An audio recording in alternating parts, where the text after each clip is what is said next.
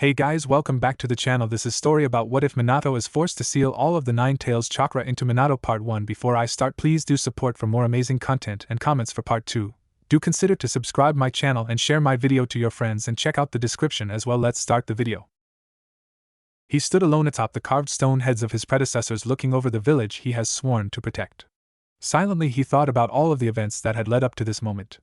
His victories against the Hidden Rock village which won the war for the Hidden Leaf, his appointment as Hokage, and even his marriage to the red-hot habanero of the Hidden Leaf. All of these paled to the mistakes that led up to what he now faced. 16 years prior, a 12-year-old blonde ran through the trees that lay in the land of fire. He followed a squad of Hidden Leaf ninja in looking for their missing Jinchuriki. As he ran, something caught his eyes and he looked down to find a strand of red hair. He looked forward and saw that the Leaf ninja were already far ahead of him. Looking around, he found another strand of the red hair. There were many strands leaving a trail. He knew that he wasn't strong enough to take on full-fledged ninja, but that didn't stop him from wanting to rescue the girl.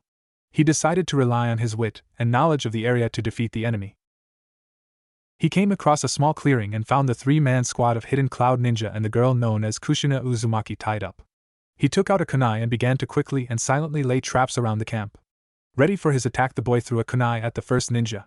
The man quickly caught it, not seeing the explosive tag wrapped around the handle. The tag detonated, killing the ninja. The other 2 stood ready to defend themselves. Who did that? Go and check, you idiot. The second ninja jumped into the trees in the direction the kunai came from. As he landed on the branch, he heard a rustling in the leaves behind him. Whoever you are, you're gonna die for that. As the ninja drew a katana from his back, he failed to notice the ninja wire coming from behind him. He was suddenly wrapped up in wire and explosive tags. What the hell? The tags exploded, killing the second ninja quickly. The blonde remained hidden in the trees. He didn't like that he had to kill the 2 ninja, but he had to save Kushina. The third and final ninja stood in shock at the death of his teammates. He didn't notice the blonde jump from behind him and drive the kunai into his back, killing him. Kushina was in awe of her savior as he walked over and untied her. Are you hurt? Kushina remained silent, astounded that someone came to save her. I came to rescue you. He saw her pass out in front of him. He brushed the hair out of her face as she began to awaken. You are going to be all right now, he said as he picked her up. Wait a second, she started. She noticed the strands of hair in his grasp. That's I found the trail. Your hair is so beautiful, so I noticed it right away. But you've always ignored me, she said, looking away as he carried her through the trees. Because I know that you are strong, in body and spirit. But this is a fight between 2 villages. This is different from your other fights, So? I didn't want to lose you. The blonde carried her all the way back to Konoha. 6 months prior. After being rescued, Kushina had fallen in love with her savior, and 14 years later she married the blonde-haired boy who saved her. During that time a large war was being fought, and one of the Leaf's most powerful enemies was the Hidden Rock village. The blonde managed to single-handedly defeat the village with the use of his Hiraishin, Thunder God Jutsu, and his Rasengan. He had even managed to become the Hokage of the Hidden Leaf, but nothing could have prepared him for his next great challenge. Hey, baby? Yeah, I'm going to be a mother, you know. And I'm going to be a father. He had never been happier in his life. It has always been his dream to have a son to raise and teach to be a strong shinobi, and now he would have that chance. 5 months prior. It was the night of Kushina's baby shower, and everyone was there. From her best friend Mikoto, to the Sannin who creeped her out beyond belief, Orochimaru. The blonde watched over his wife as she laughed and smiled in anticipation of their son's birth. So you have been reading that book, haven't you? The blonde's old teacher Jiraiya walked up to him holding a book in his hands. Yeah, it is one of my favorite, sensei. Really, because the sentences are all childish, and I haven't had time to edit it yet. But the main character is amazing. In fact, I want to raise my son to be just like him. If you are sure. The older man laughed. I even want to name him after the character, if that is alright with you, sensei. Naruto? But I just came up with that name while eating ramen. Naruto is a great name, Kushina said as she approached. Well, if I came up with the name, does that mean that I get to be the godfather? Jiraiya asked with a grin. Of course, sensei, I wouldn't have it any other way. As Kushina laughed with Makoto, whom was also pregnant, she began to feel a little weak, so she decided to sit down. What are you going to name your baby, Makoto? I will name him Sasuke, after the father of the third Hokage. That is a great name. I hope that our sons will be friends. Oh, me too. Excuse me, Kushina. She turned around to see Orochimaru standing behind her holding a cup in his hands. Oh, hello, Orochimaru. May I help you with something?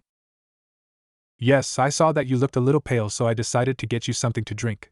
I just wanted to make sure that you and your child are completely healthy. We wouldn't want that precious child to turn out wrong now, would we? Kushina took the cup of water from Orochimaru.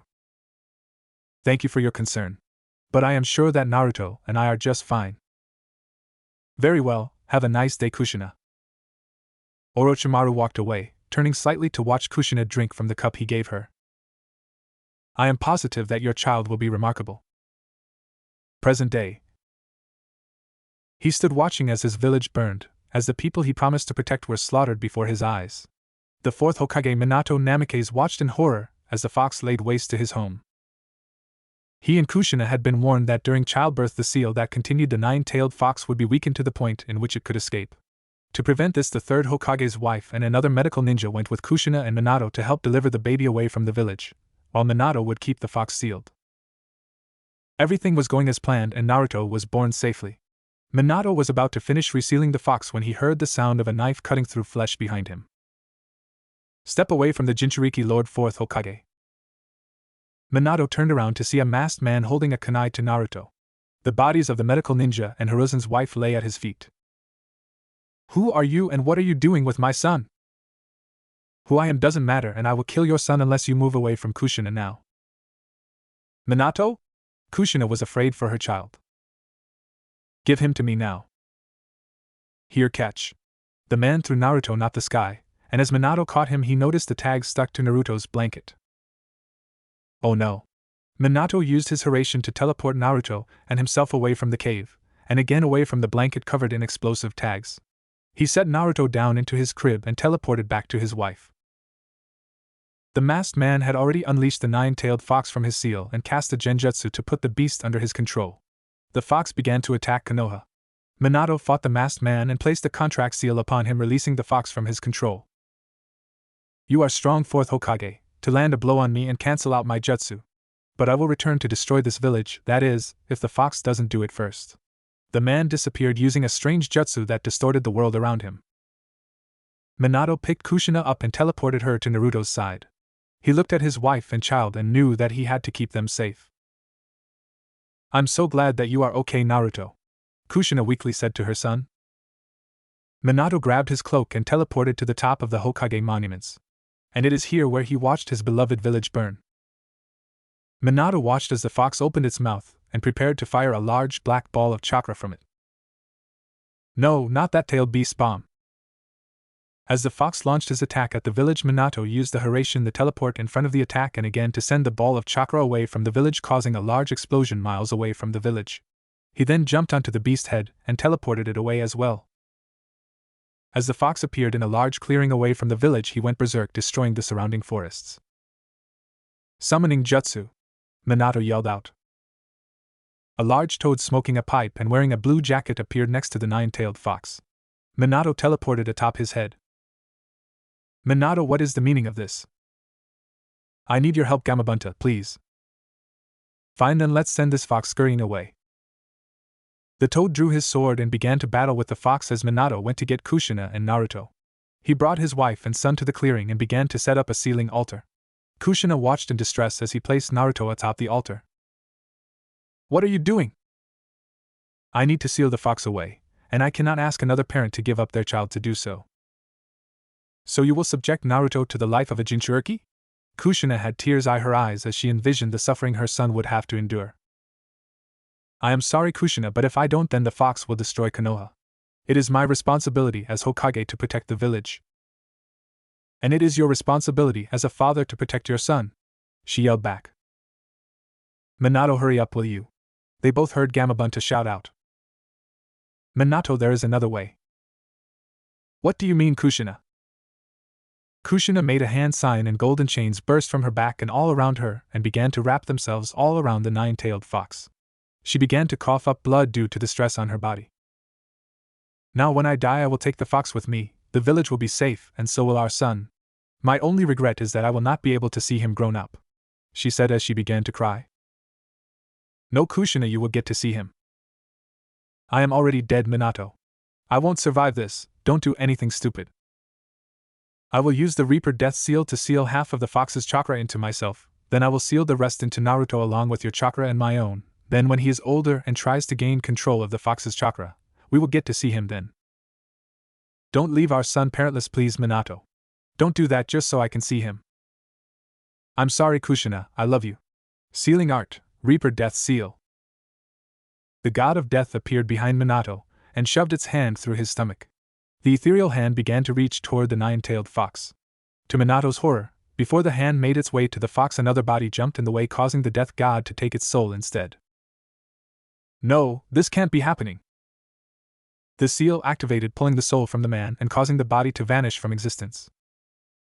A shadow clone, but who would do this? Minato cried out as his own soul was taken by the death god. Minato! Kushina yelled out to her husband. I don't have much chakra left, I'm sorry, Naruto. I'm sorry, Kushina. I don't have a choice but to seal the whole fox into Naruto. He will die, it's too much chakra. I know, but I have to try. The nine-tailed fox knew what was about to happen, so to stop itself from being sealed, he thrust his claw towards the baby on the altar. Both Kushina and Minato got in the way of the claw. I guess that both parents have to die to protect their son, Kushina thought to herself. Please forgive me, Naruto, Minato said as he cried. 8 trigram seal. The nine tails let out a roar as his body began to fade away and his chakra was sealed inside of Naruto. All of Minato's and Kushina's remaining chakra also was sealed into Naruto's stomach. Naruto, we love you. Please be good, Kushina said as her life passed from her body. Please survive. Minato gasped as the pain of death overtook him as well. The night grew silent. Naruto no longer cried. His heartbeat slowed until it was almost stopped. But something from within him caused it to strengthen. His pulse quickened and he opened his eyes to the world. A baby's wails pierced the silent night sky. His parents had left him alone in the world. Only he wasn't. Well, look what we have here. Sorry, Minato boy, but I couldn't allow you to take away such a powerful gift. All of the chakra of the nine tails locked away inside of a baby. It's a good thing my serum worked. Kukuku, now to finish what I started. You will be mine, Naruto, and one day so will your body.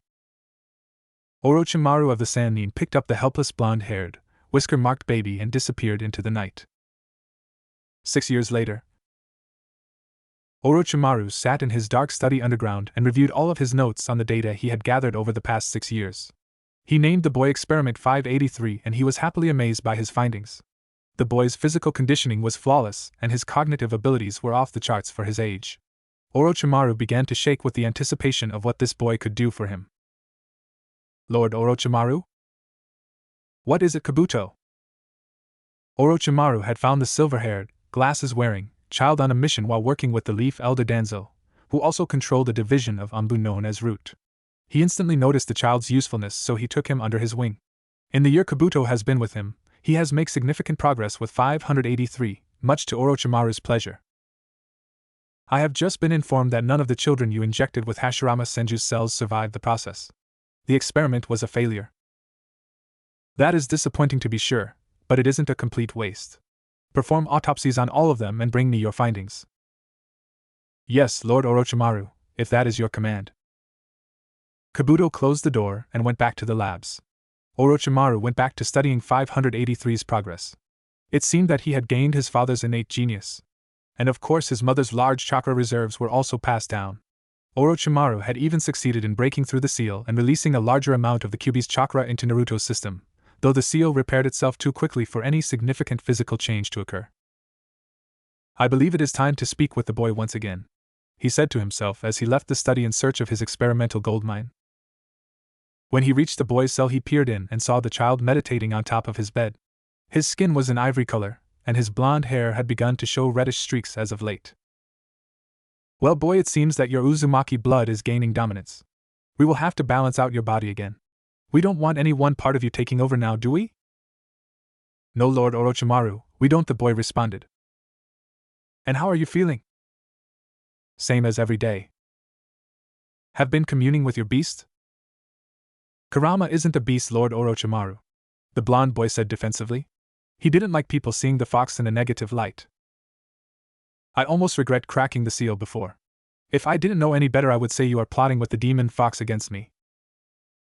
I could never do that to you, father, the boy said passively, his voice almost void of emotion. We shall see, Orochimaru said as he walked away chuckling. He had a powerful Jinchuriki under his control, and with the modifications he made to the boy's genetic structure, the boy was sure to be unstoppable when he would mature. And then when he was ripe for the picking, his body belonged to Orochimaru himself. Hiruzen looked out his window at the village with sadness in his eyes. In 3 days it would be October 10th. In 3 days the village would remember the hero of the leaf who died to protect them out from the nine-tailed fox. And in 3 days what should have been the happy birthday of Minato's child Naruto would instead be remembered as the day the fourth Hokage, his wife Kushina, and their child were killed to defend the village hidden in the leaves. He remembered that day well. Along with an Umbu team, he found the cold bodies of Minato and Kushina near the altar used to seal the nine tails. They found the remains of a charred-up baby on the altar pedestal, and after doing a DNA test, it was confirmed to be the remains of Naruto. Hiruzen and the village mourned the loss of the fourth and his family. Tensions had originally rose about how the Nine Tails was released or his seal in the first place. The Uchiha clan were one of the first to be accused of the crime, but that accusation was later refuted and the clan was proven innocent of the crime. Hiruzen knew that something had to be done after this, so he appointed a member of the Uchiha clan, Michio Uchiha, the father of Mikoto Uchiha, to be one of his advisors as well as an elder of the Leaf Village. Doing this allowed the Uchiha to feel more connected to the village, and relations had never been better. Even though the Leaf Village was prospering again, Hiruzen felt like a failure over the death of Naruto. When Minato sealed the nine-tailed fox into his son, Hiruzen knew that it was up to him to protect the boy. And he there too late. And to make matters worse, there were rumors that his student Orochimaru had been conducting vile experiments on the children of the Hidden Leaf. Many have gone missing over the past few years, and most of them were shinobi. Hiruzen had squads of Umbu out searching for evidence on the matter, and he truly wished that they didn't find anything. Lord Hokage. Hiruzen looked to the door to his office, which had been quickly opened. An Umbu with a dog mask and silver hair had barged in. What is it, Umbu? We found something. It is true about Orochimaru. We found underground tunnels with dead bodies in it. They were all children. Where is he? Hiruzen asked as anger filled his eyes. We don't think he is on to us yet. A strike team is waiting on your order. Arrest him. I want him alive so that I can make him pay for his crimes. Tell them I will be there shortly. Yes, sir. Lord Orochimaru, we need to move at once, Kabuto informed him as he ran into his study. What is it, Kabuto? A team of Umbu have just infiltrated the tunnels. They will be on to us shortly. Orochimaru grabbed his research files and sealed them into a large scroll. He handed the scroll to Kabuto. Take this and leave. I will follow shortly. Go to our 5th laboratory in the land of tea. This is all of my most important research. Time is of the essence, Kabuto. Don't fail me. Yes, Lord Orochimaru. Kabuto used the body flicker jutsu to teleport outside of the tunnels and made his quick escape. Well, I guess it is time to finally leave this forsaken village. Kakashi Hatake, Umbu Black Ops member, ran through the tunnels with the rest of the Umbu team. They had located a total of 27 bodies of children who had obviously been experimented on. It made him sick to think that a fellow shinobi would do such horrendous things to his own village. Dog, there is an open door up ahead. Search the room quickly and watch out for traps, Kakashi responded. The team stormed the room and located several more bodies of recently deceased children. It appeared that they had only perished a few hours ago. This is all just so wrong, an Umbu wearing a cat mask stated. I know what you mean. To do something like this to children, it's against nature, another Umbu responded. Wait guys, do you hear that? Hear what, dog? Kakashi moved over to the pile of bodies on the ground. He gently moved one from the top and saw a hand moving. One of these kids are alive, he shouted. The other Umbu ran over to help move the dead bodies off of the living child. He had brown hair and a leaf forehead protector on as well as a Chunin vest. A child, a Chunin at that age. I was one at a younger age, Kakashi said passively. Wait, dog, isn't he the one who was thought to have been kidnapped by Hidden Rock Ninja on an escort mission? Yes, I believe so. Tenzo, I think his name was. Well, he needs medical attention now. Cat, take him to the hospital. But what if you encounter Orochimaru? This child needs our help more. Yes, sir. Cat grabbed the bow and flickered out of the tunnels. When will Lord Hokage be here? Soon. Let's move on. The group came to a point where the tunnel split into 3 passageways.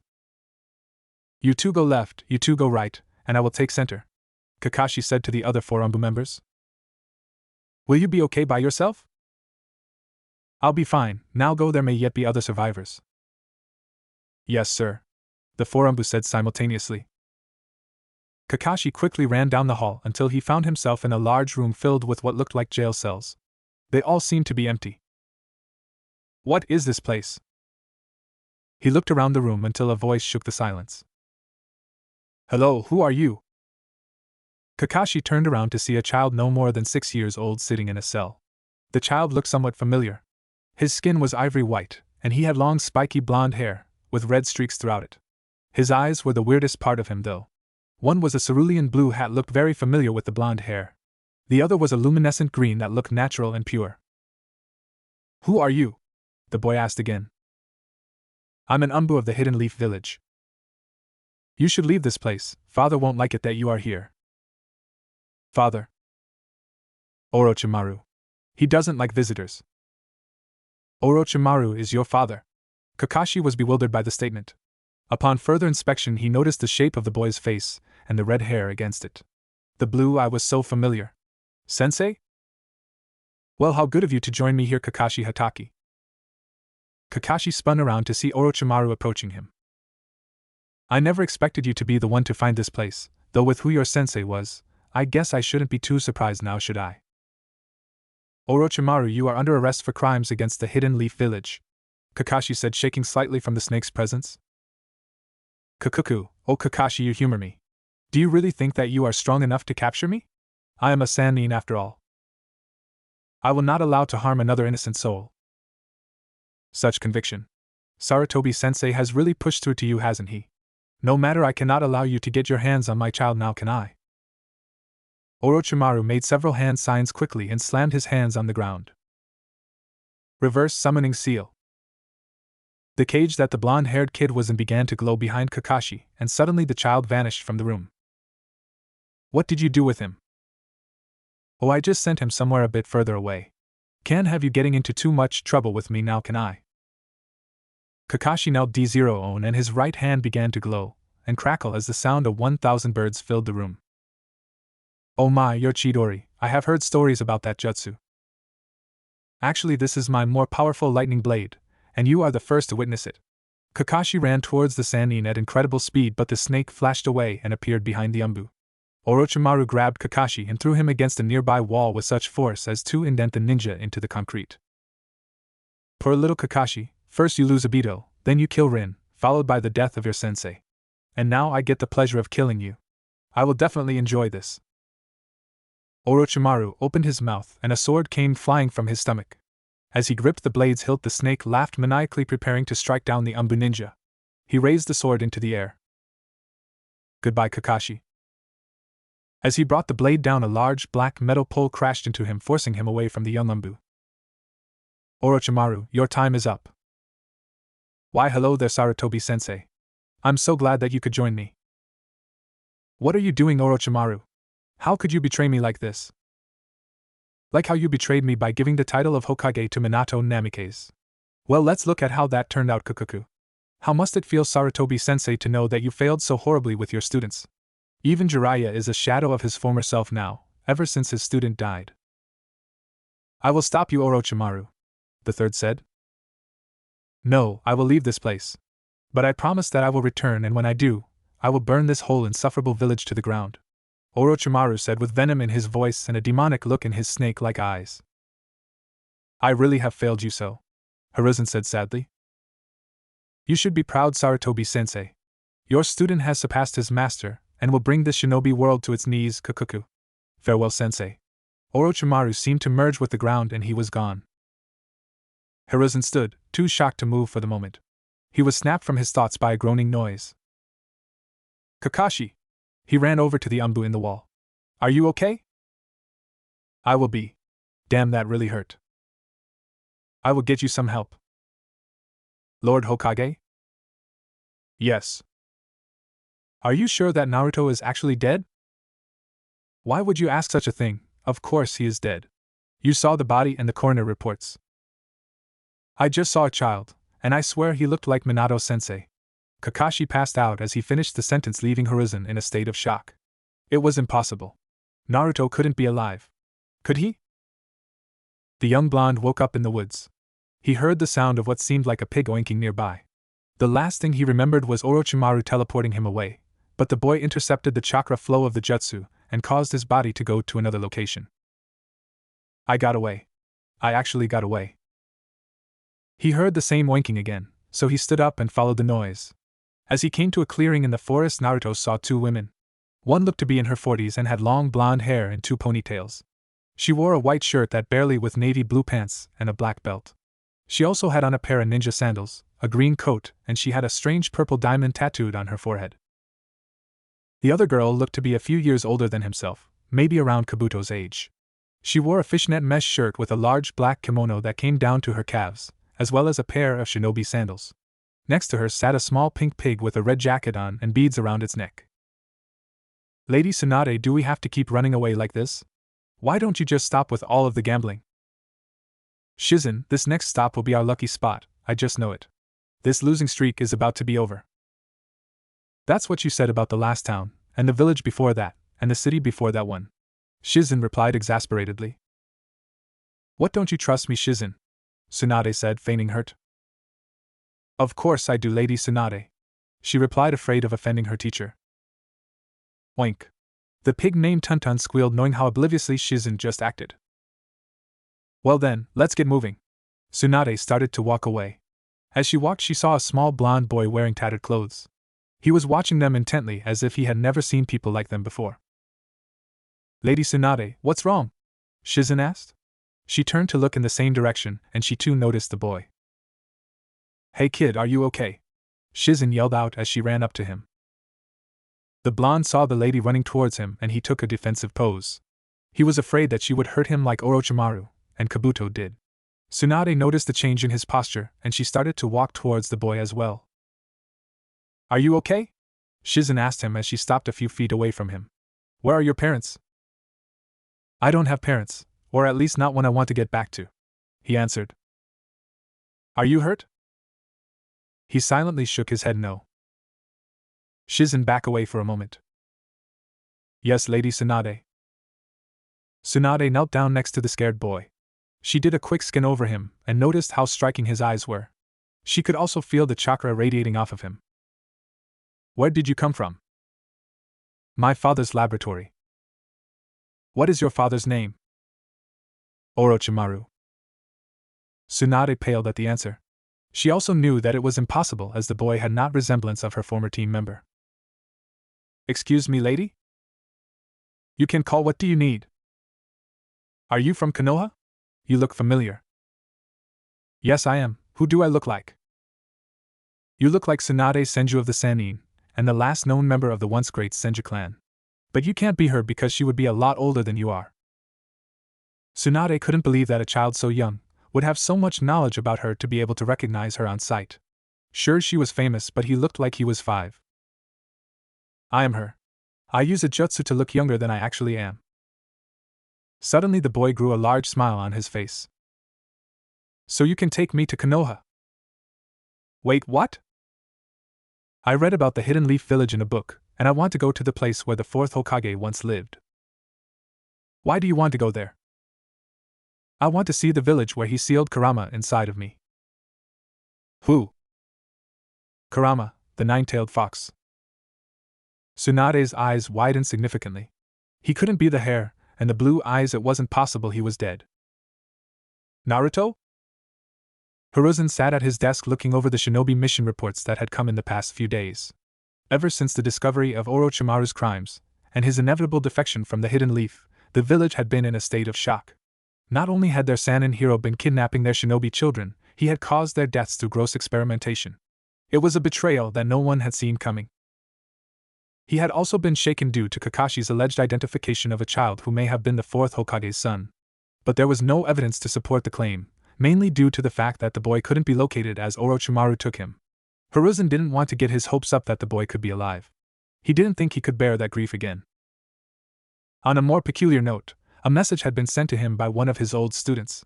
Tsunade Senju, his prized medical specialist, had sent a note that informed him that she would be in the village on October 10th, which was today. He read the note again to see if he had missed anything. Sensei. Sealed in this note are a few samples of blood. I need you to have the village medical staff check it against all known shinobi records. It will probably take 2 days for their tests to be completed. I ask that all information regarding these samples be kept secret until I arrive. Do not read the results, Sensei. I will be arriving in the village on the 10th of October, in 3 days' time. Tsunade. She didn't give him any reason as to why she was returning, or why she wanted those blood samples to be checked, not that he needed one, but she had before sworn to never enter Konoha again. She hated the village after the death of her brother Nawaki, and the love of her life Dan. He didn't care why she was coming, he was just happy to see her once more. Having fun there, Sensei?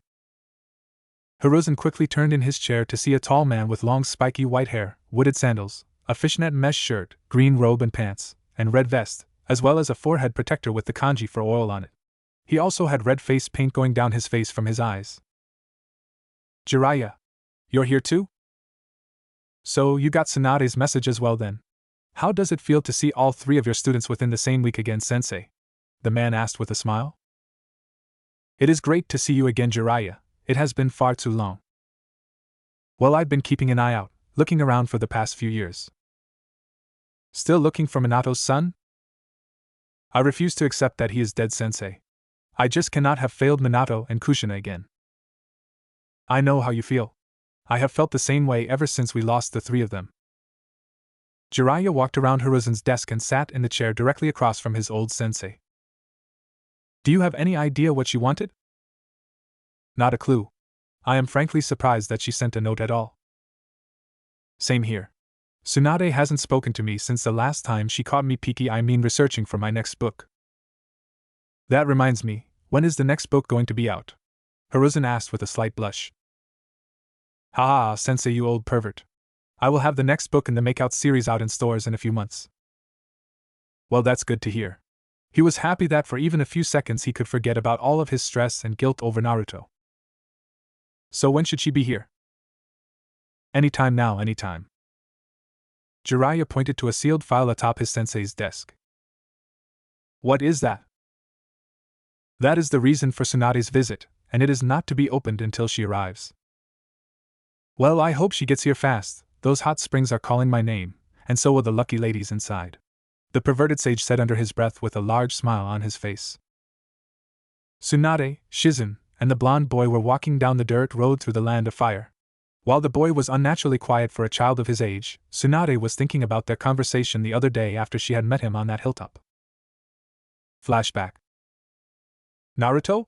Tsunade asked, her voice a mixture of hope, fear, sadness, and shock. She didn't know if it was him, but a part of her wanted it to be him. Naruto? Who's Naruto? The blonde asked. Do you mean the main character from the famous book by the legendary Jiraiya? His voice lit up and a smile stretched across his face. Tsunade was floored by the question, and she had only one prayer on her mind at that moment. You are far too young to be reading that kind of trash. Trash? How could you call the Tales of the Gutsy Ninja trash? It is my most favorite book in the world. Oh, that book. Tsunade let her breath catch up to her, and she was glad that it wasn't one of his works of pure perversion. She continued to look at the boy with hope. He was the right age, and that hair, even with the red in it, and that blue eye, made him look exactly like Minato. The shape of his face was definitely that of Kushina, even if his skin was ivory white. Are you okay, Lady Tsunade? The boy asked her in concern. Yeah, I'm fine. What is your name? I don't really have one. Orochimaru just called me Experiment 583. The boy said with a frown. Well, what would you like me to call you? The boy thought hard for a moment, and then his face lit up with a smile. Can you call me Naruto, I don't know why you said the name before, but I really like it. He was my favorite character from Lord Jiraiya's masterpiece. Tsunade and Shizen couldn't help but smile. If that is what you want, then we shall call you Naruto. I really hope it is you. Naruto, how do you know about the nine-tailed fox? Shizen asked. Orochimaru told me all about it, and I talked to him. He is my only friend in the world. Unless, wait, are you my friends now? Tsunade smiled sadly. This boy is incredibly intelligent for his age, and it was easy to forget exactly how old he was. But at the end of the day, he was still just a little kid. Yes, Naruto, we are your friends now. Afterwards, Tsunade had to convince Naruto to allow to take samples of his blood. But she had a really hard time as he was terrified of needles. She figured that his was a natural reflex due to the experimentation Orochimaru put him through. In the end, she had to use medical ninjutsu to put him asleep while she collected the blood samples. She sent them to the third Hokage in hopes of discovering Naruto's true identity. When Naruto awoke, he was initially mad at Tsunade, but she explained to him that she just had to make sure that he was okay and not sick. As his friend, she needed to look out for him and protect him. That seemed to make the boy smile again. He was happy to have friends who cared so much about him. Flashback over. Tsunade looked down ahead and saw the giant gates of Konoha. You could even see the Hokage's faces carved into the side of the mountain from where she stood. Naruto, look, we're here. We are. The blonde kid grew excited at the prospect of being in Konoha. I can see faces. Those are the Hokage stone faces, right, Lady Tsunade? That's right, Naruto. Wow, I never thought they would be so massive. Shizen just giggled at the blonde's wonder. She found it incredibly cute. The group of three approached the gates to Konoha and Naruto was getting antsy. He wanted to run up and look at everything. As the young boy ran across the border of the village, someone yelled out to him. Hey kid, what do you think you're doing? Naruto looked over to see two ninja dressed in the standard Chunin attire sitting at a desk marked Welcome Station. He ran over to the desk with a smile. Naruto, what are you doing? Tsunade walked up behind him with Shizen not far behind. Lady Tsunade? You're here, in the Leaf Village? One of the two Chunin said, shocked. That would be right. This is Shizen, and she is my apprentice, and this little runt here is Naruto. He is also with me. Alright, we just need you to sign these forms. Can Shizen handle that? You have a meeting with the Hokage. Yes, that is no problem. Shizen, meet me in the Hokage's office. Yes, Lady Tsunade. As Tsunade and Naruto began to walk towards the Hokage's building. As they were walking, Naruto looked all over at everything that he could see, soaking up as much information that he could gain visually. As they walked, a shouting could be heard from ahead of them. Come on, brother, let's train with me? Another time, Sasuke, we don't have time to train at this second. No fair, I'm bored. Ahead of them, a black-haired boy was walking along with a much younger boy who was clearly his brother. As the older of the two looked ahead and saw Tsunade, he stopped in his tracks. Lady Tsunade, it is a pleasure to see you in person. Hello there, and you are? The younger brother ran up before the older one had a chance to respond. That is my older brother Itachi Uchiha. He's 11 and he just made Umbu. Tsunade smiled and knelt down, as Itachi rolled his eyes at his brother's antics. Oh really, and who are you? I'm Sasuke Uchiha and I'm 6. I'm gonna be the next head of the Konoha police force. Are you really? Well, Sasuke, you know you shouldn't tell everyone you meet about your brother being in Umbu. It's supposed to be a secret. Sasuke's face just paled, even more so than the already ivory-skinned boy's color was. I didn't know that. I'm not in trouble, am I? No, you're not. Tsunade felt someone pulling at her pants. She looked down to see Naruto hiding behind her slightly. Sasuke noticed the little boy behind the strange woman. Who are you? The young Uchiha asked somewhat forcibly. Naruto didn't answer at first, not knowing whether or not he should trust the kid. Go on and answer him, Tsunade told him. Naruto came out from behind her back and stepped towards Sasuke. He held out his hand to the Uchiha. I'm Naruto. How old are you, Naruto? Sasuke asked, excited at the new kid in town. Naruto's face slightly shifted as he frowned. I'm not sure, 5 or 6, I think. You don't know how old you are? Are you stupid or something? Sasuke asked. Sasuke, now that isn't nice. Itachi cut in. Oh, sorry, Naruto. Sasuke said, slightly saddened. It's okay, Sasuke. Tsunade answered back. I found Naruto by himself in the woods. We are going to see if we can figure out how old he is right now. Can I come with you? He asked excitedly. Naruto also looked happy at the prospect of Sasuke coming along.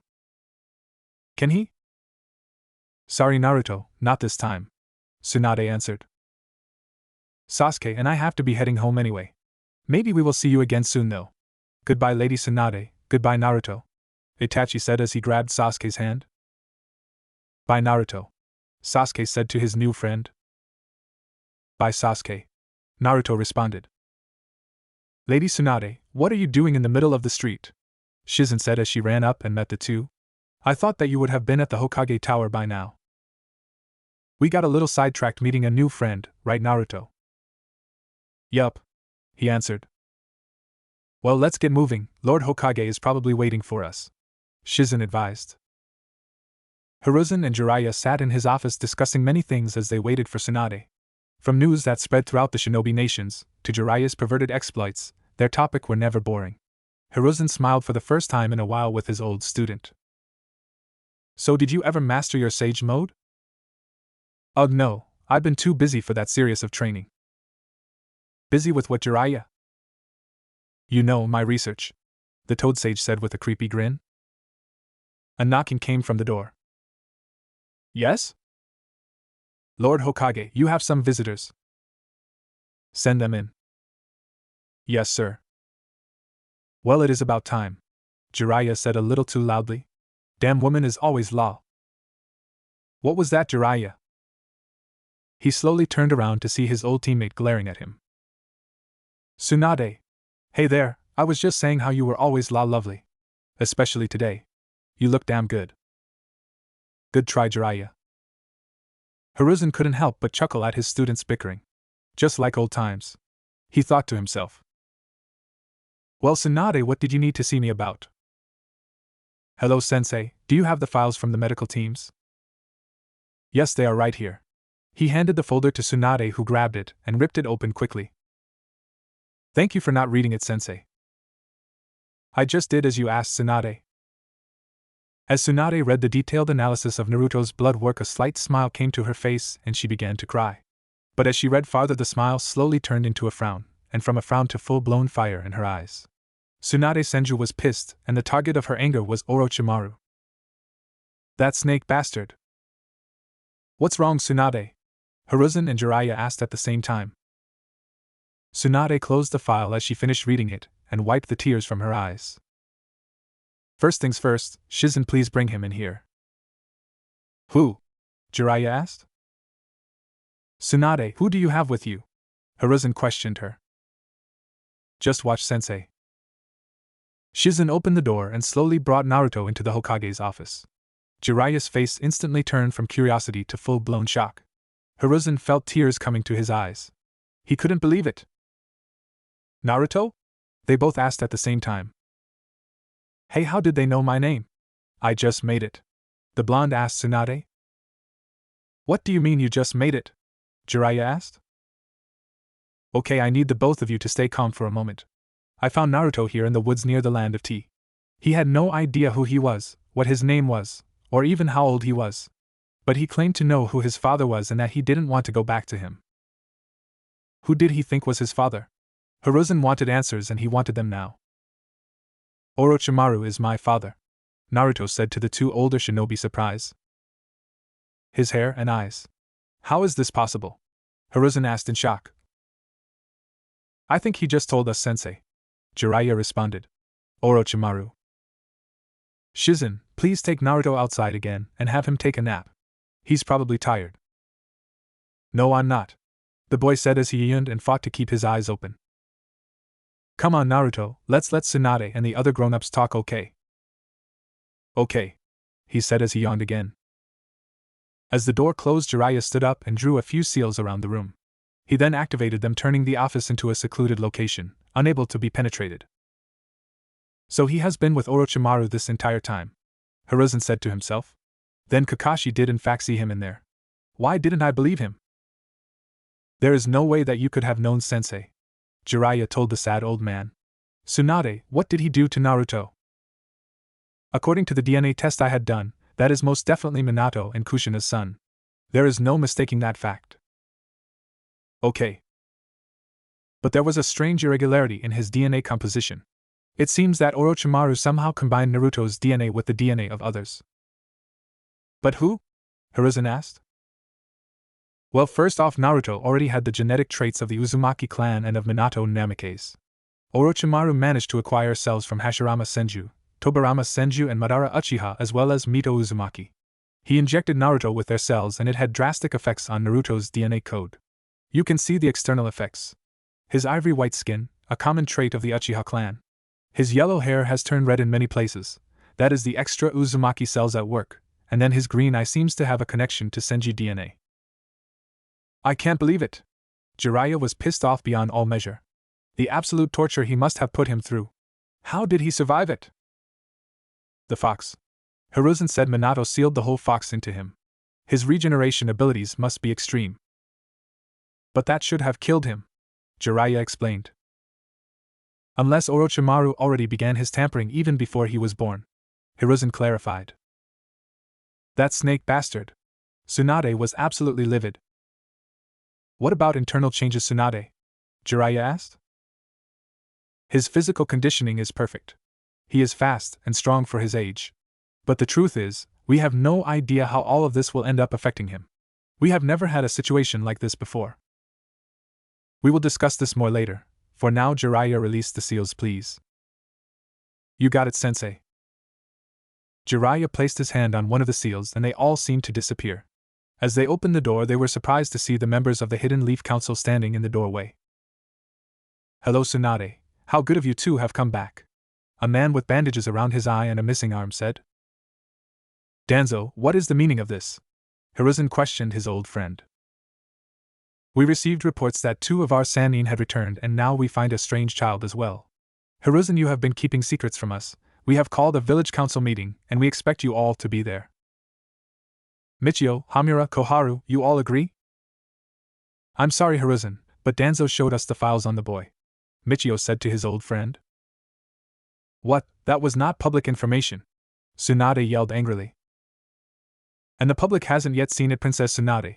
But you had no right keeping that information from the council, so now they have all been informed. We will discuss this later, Danzo, this isn't over. Oh, I wouldn't dream of hit Hiruzen. In the hospital, Tenzo was unconscious and lying down in his bed. Next to him was a small bonsai tree left by Kakashi. As the teen gently kept a steady breath in his sleep, his chakra began to flare.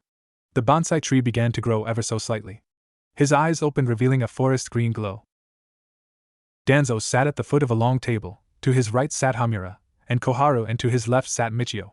On Michio's left sat the Shinobi Clan Council, which was made by the heads of the noble clans of Konoha.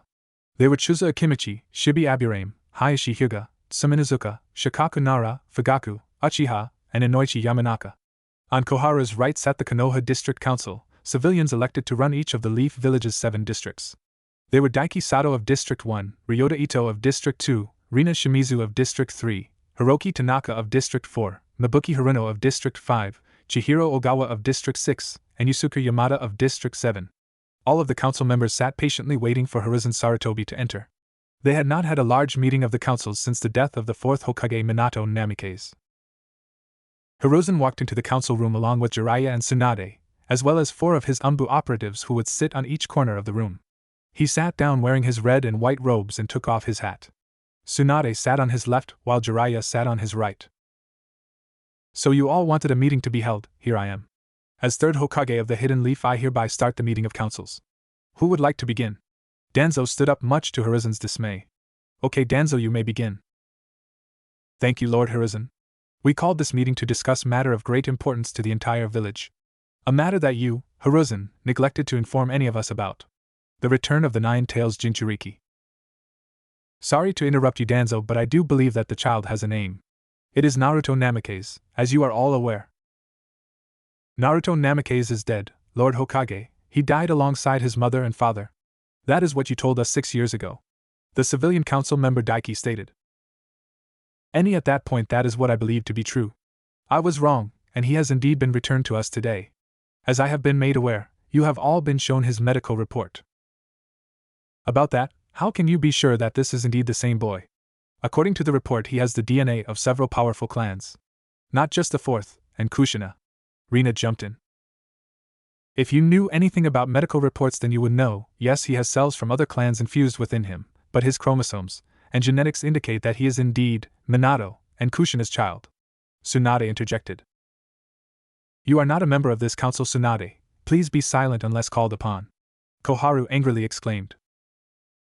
As the last of the Senju, one of the two founding clans, and granddaughter of the first Hokage, not to mention the world's premier specialist in medical ninjutsu, and the one who found the boy in the first place, I do believe she is entitled to speak and vote along with these proceedings, Koharu. Michio stated to his fellow advisor. I agree with Michio. Hayashi Hyuga stated. As do I, Shikaku agreed. So be it. Hamiura finished. Tsunade, you may continue. Thank you. As I was saying, I have thoroughly studied the files that you were all given, and I can give you my professional opinion that Naruto is in fact, with 100% certainty, the child of Minato and Kushina. I can accept that fact, Princess Tsunade, Danzo said. But is it true that Orochimaru is responsible for the boy's current state? Yes, Danzo, that is true, Hiruzen admitted. Then is it possible that Orochimaru created the boy from the DNA of his parents? He doesn't necessarily have to be their actual child that was born on October 10th 6 years ago. May I speak? Jiraiya asked the council. I don't see why not, go ahead Jiraiya. Hamiura responded. If Minato's child had indeed been killed, the chakra of the nine-tailed fox would have dissipated and reformed in a decade or two. Considering that it would have been impossible to collect all of the chakra and seal it into a new child at that point, I would say that proves that Naruto is in fact the same Naruto born from Kushina. He explained. Not to mention, I looked at the seal, and no one else, besides Minato, could have created that seal that was used. The masterwork is beyond even my own level. Well said, Lord Jiraiya, Inoichi said to the Sannin. With this information that we have been given, I move that we fix the records of Naruto Namikaze and list him as alive. Some Inuzuka spoke up. I second that motion. Chuza agreed. All in favor? Hiruzen asked aloud. All of the council leaders in attendance raised their hands in agreement. Motion has been passed. Now if that is all, then I. Not so fast, Hiruzen, there are other matters that we must consider, Danzo said aloud. What is it now, Danzo? I have several questions that have been submitted to me that I would like to ask. The names of the questioners will not be given.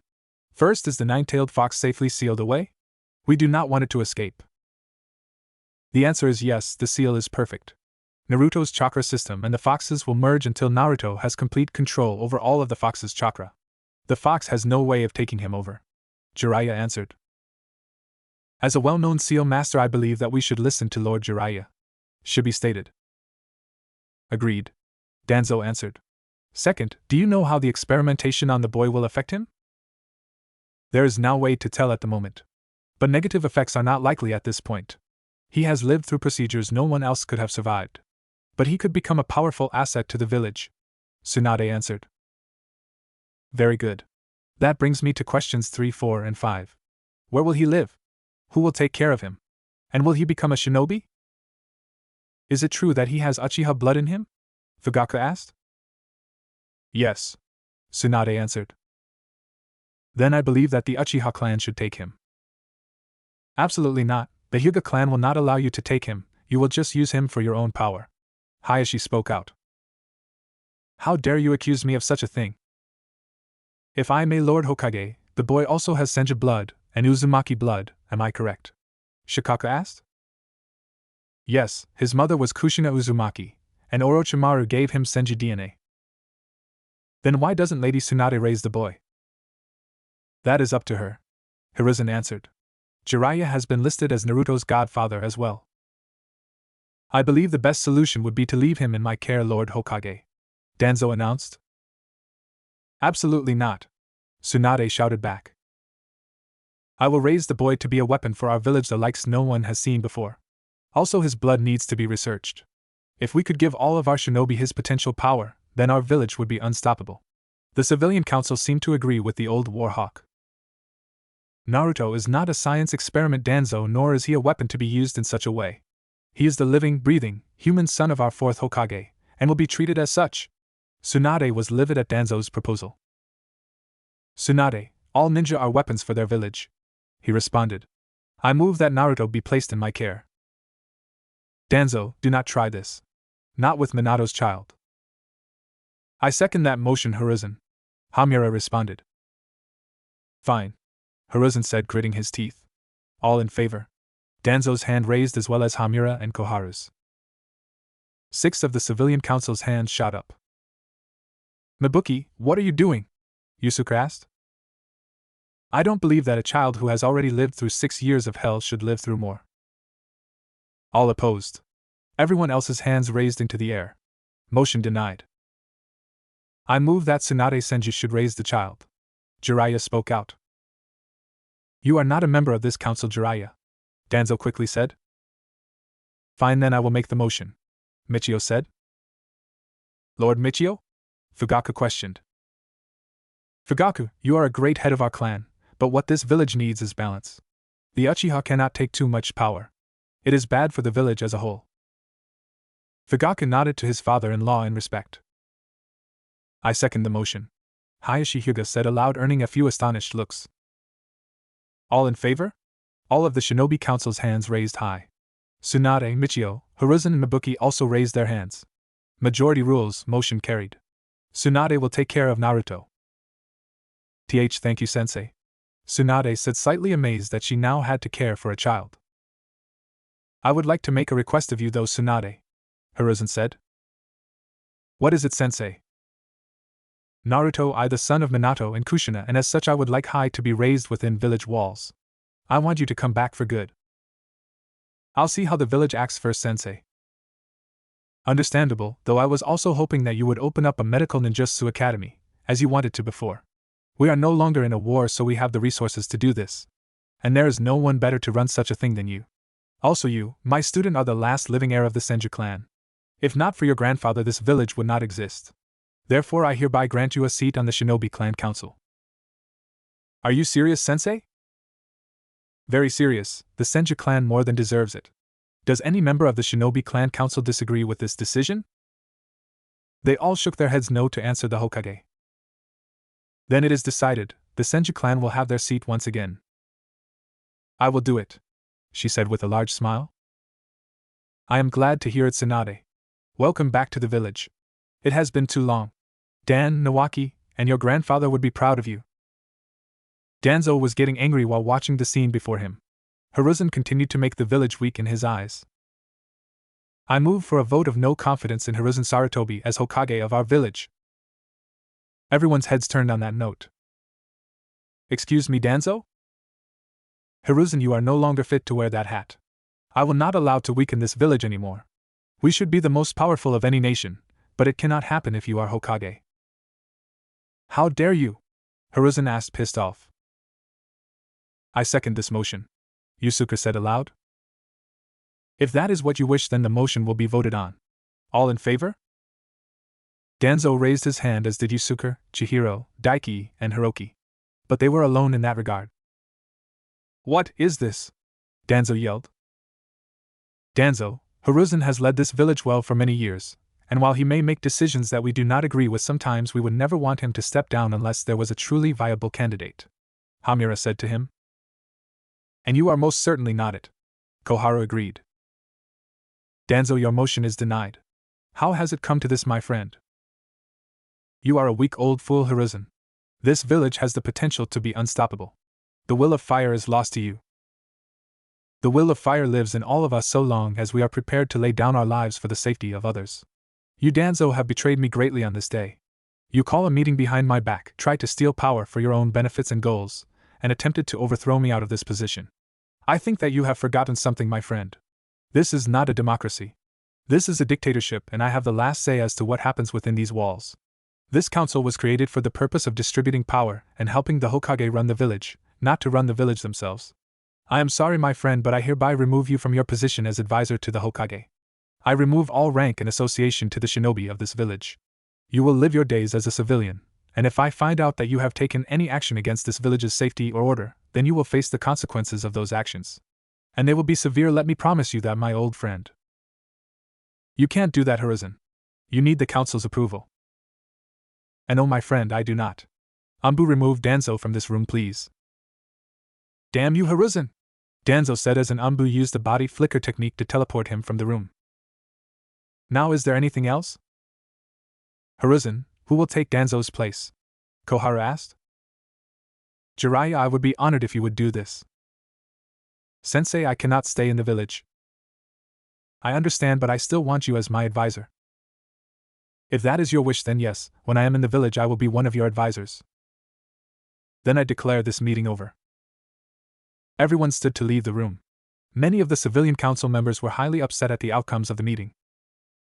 Congratulations, Tsunade, Jiraiya said as they left the room. Lady Tsunade. Shizen ran up to her with Naruto following. What happened? Tsunade bent down to speak with Naruto. Naruto, do you want to stay in the village? Yes, I do. Then you will stay. The blonde suddenly looked scared. But who will I stay with? What if Orochimaru comes for me? Naruto, you will be staying with me. And I will not let that snake lay a finger on you. Lady Tsunade, are you serious? We are staying in Konoha? Shizen asked with a wide smile upon her face. Yes, Shizen, we are staying. Tsunade, if I'm staying with you, does that make you my mom? Tsunade started to tear up at the idea of being a mother. She had thought that with Dan dead her time for that would never come. Yes, Naruto, I will be your mom. Naruto hugged on to Tsunade as tightly as possible as he began to cry. He had never been this happy before, and for the first time in his life he felt like he had a family. But then a thought came to his mind, a thought of an old friend that he missed. Mom, so you found me when I got away from Orochimaru, right? Yes, why, Naruto? Did you find any of the other kids he had? No, I didn't, Sensei. Naruto, when we raided Orochimaru's underground labs, all of the kids we found were dead. Well, except one, but he was in a severe coma. Was it my brother? Naruto asked with hope in his eyes. Your brother?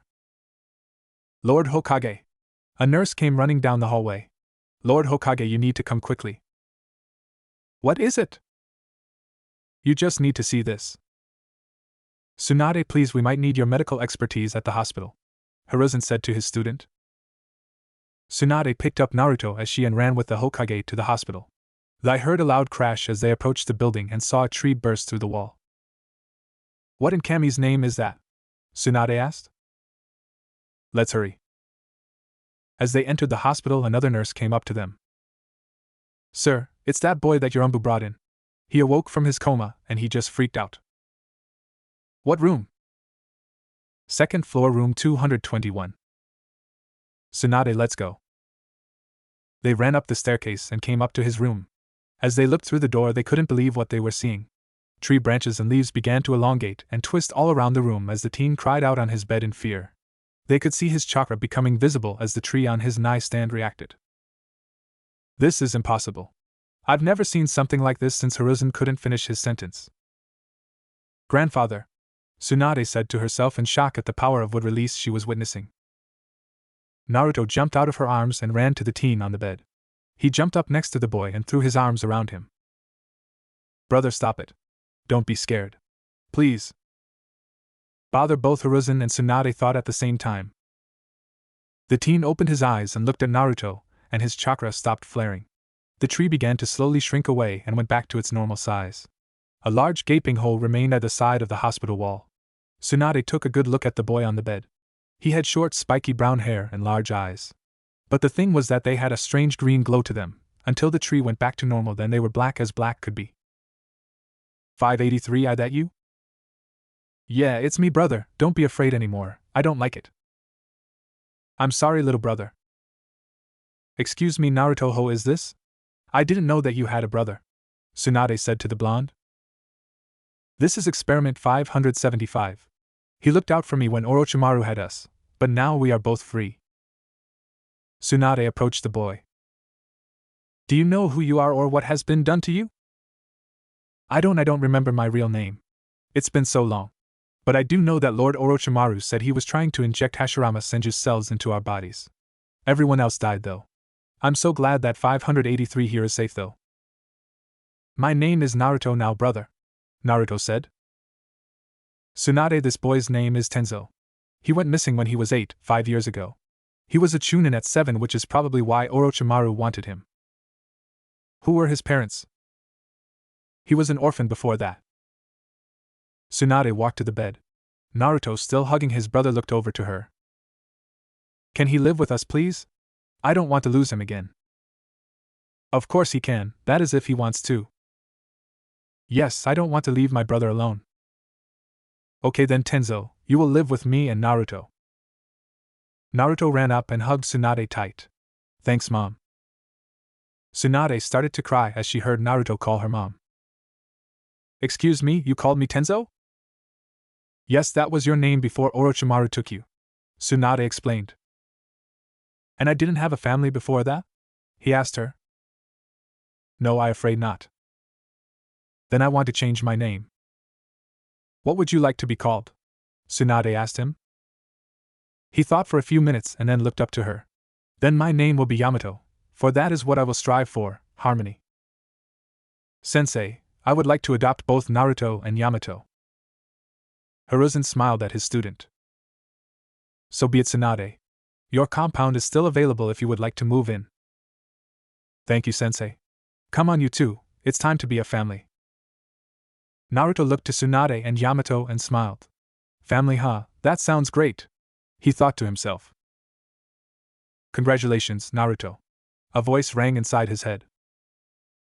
Naruto, Tsunade, Yamato, and Shizen walked out of the Hokage's tower. Tsunade had just signed the papers to adopt Yamato and Naruto as her children. Tsunade, after having noticed Naruto and Yamato's lack of decent clothing, decided that the first thing they needed to do was get some good cloths for her new sons. Tsunade led the group to a nearby store and walked up to the counter. Hello there, how can I help you? Your Tsunade Senju? The store clerk said as. Yes, I am. Oh, Kami, the great lady Tsunade in my store. How may I help you today? Well, first off, it's just Tsunade, if you please, and second, I need some new cloths for my 2 sons here. I didn't know you had children, the store clerk said, surprised. I just adopted them. So can you help me? Of course, right this way. Naruto was led to the children's section of the store, and he looked all over for something that he liked. The clerk showed him many different styles of clothing that are colored blue, red, yellow, and even black. But none of it appealed to Naruto. He then saw a shirt that he really liked. What about this, Mom? He asked. The shirt was a simple t-shirt colored in a dark burned orange. Are you sure about that color, Naruto? Tsunade asked. Yes, I know it isn't a very shinobi-like color, but for some reason I just feel drawn to it. Okay, Naruto. Tsunade helped Naruto find the rest of his cloths, and his current shirt got caught on a bar from a cloths rack and it tore a bit. She saw a strange white mark on his shoulder, so when he went to the dressing room she had him take his shirt off. He had a strange series of scars that marked his skin from his upper left pectoral muscle, over his left shoulder, and down his arm to his elbow. She could only think that whatever Orochimaru did to him had forever scarred her son. In the end, Naruto had picked out a pair of black pants and black sandals, his dark orange shirt and a white hoodie that he left unzipped. Yamato chose to wear a pair of black pants, a dark green shirt and a brown vest over top of it. He had been asked by the third Hokage if he would like to rejoin the shinobi force, and he agreed. So he would be jumping back into his training as soon as he could. Hiruzen told him that he should expect a set of Chunin shinobi cloths within the next few days. Tsunade paid for the clothes and then ordered several more sets of each to be made. She then bent down to Naruto's level. Are you ready to go home now, Naruto? Yes, Mom. Good, then when we get there we have a few things we need to talk about. Is it about what Orochimaru did to me? Tsunade had to smile at the statement. She was always amazed at the maturity Naruto was able to exhibit, but she also hoped he would lose a little of it and enjoy the rest of his childhood. Yes, it is Naruto, among other things. Okay, Mom, let's get home then, the little blonde said with a smile. Shizen. Yes, Lady Tsunade? You can stop calling me that now, Shizen. You're more like a daughter to me than an assistant, you know. Sorry, Tsunade, what did you need? Take this list and get the things on it. Feel free to use my savings, you know all of the information on them anyways. What is this for Tsunade? Today is a very important day, Shizen. Have it all ready by 7. That gives you about 3.5 hours. Okay, I'll get it done. I'll help her out if you want, Yamato said to Tsunade. Thank you, Yamato, but it's for you too. Yamato stepped towards Shizen and smiled at his new mom. I know exactly what is going on, and I want to help. Tsunade smiled and nodded to her new son. He and Shizen walked off in the opposite direction. Now let's go home, Naruto. Shizen and Yamato stopped by the several shops to get everything on Tsunade's list. With an hour and a half left, the two were heading away from the Uchiha compound back to the Senju compound. So how long have you known Naruto for? Shizen asked Yamato. A little over 2 years. I found him crying one day in his cell during a prisoner exchange. I had just been moved to that hideout, and I was surprised to see a 3-year-old. Has he always been so old for his age? A lot of that comes from the way he was raised. It's sad, really. But I can tell that he is already happier with you and Tsunade. I'm glad that we found him. He really has changed her so quickly. I almost can't believe it. That's my little brother for you. Orochimaru and Kabuto were the only ones who seemed to be unaffected by his presence. Kabuto? Kabuto is Orochimaru's assistant. I don't know his last name, but he is an extraordinary medical ninja. Especially for his age. How old is he? A year younger than me, so 12. Well, I'm glad that Naruto had you at least. The two continued their walk towards the Senju compound in silence. Shizen could tell that living with Yamato would be interesting, especially with his would-release abilities. Tsunade and Naruto entered the old dusty house. It had not been kept up on since no one had lived there for several years. But it seemed that her old sensei had decided to assist them with the cleaning, as a few minutes later there was a knocking at the door. Hello? Hello, Lady Tsunade. We received a D-ranked mission to help get your estate cleaned up. There were 2 genin teams outside her door, and she smirked evilly. Well, thanks for coming. I hope your genin are fit for the job. Tsunade worked the genin teams to the bone, and within 2 hours she knew the place would be clean enough for her plans. Naruto, would you follow me? Yes, Mom. Tsunade led her son up to a room with a bed. The room was blank as it had not been used in many years, but Tsunade knew that this was once her brother Nawaki's room. It had been used in many years, and after seeing how barren it was, Tsunade shed a tear. Mom, are you okay? Yes, I'm fine, Naruto. This will be your bedroom. Tomorrow we can go and get you proper furniture for your room. We don't need to, Mom. This is already better than my cell that Orochimaru kept me in, he said with a big smile on his face. Tsunade had to hold in her anger at her old teammate. Naruto, you don't live with him anymore, and I am going to give you everything that you deserve to have. And that includes a proper bedroom. Naruto hugged Tsunade's legs. He truly felt like this could be his home now. We have some things to discuss, Naruto. Naruto sat down on his bed and Tsunade followed. She laced her hand on his shoulder and pulled him closer to her. Naruto, you said before that you knew that the 9-tailed fox was inside of you? Kurama, yeah, I talk to him sometimes. He is real big but not that scary. You talk to him? Yeah.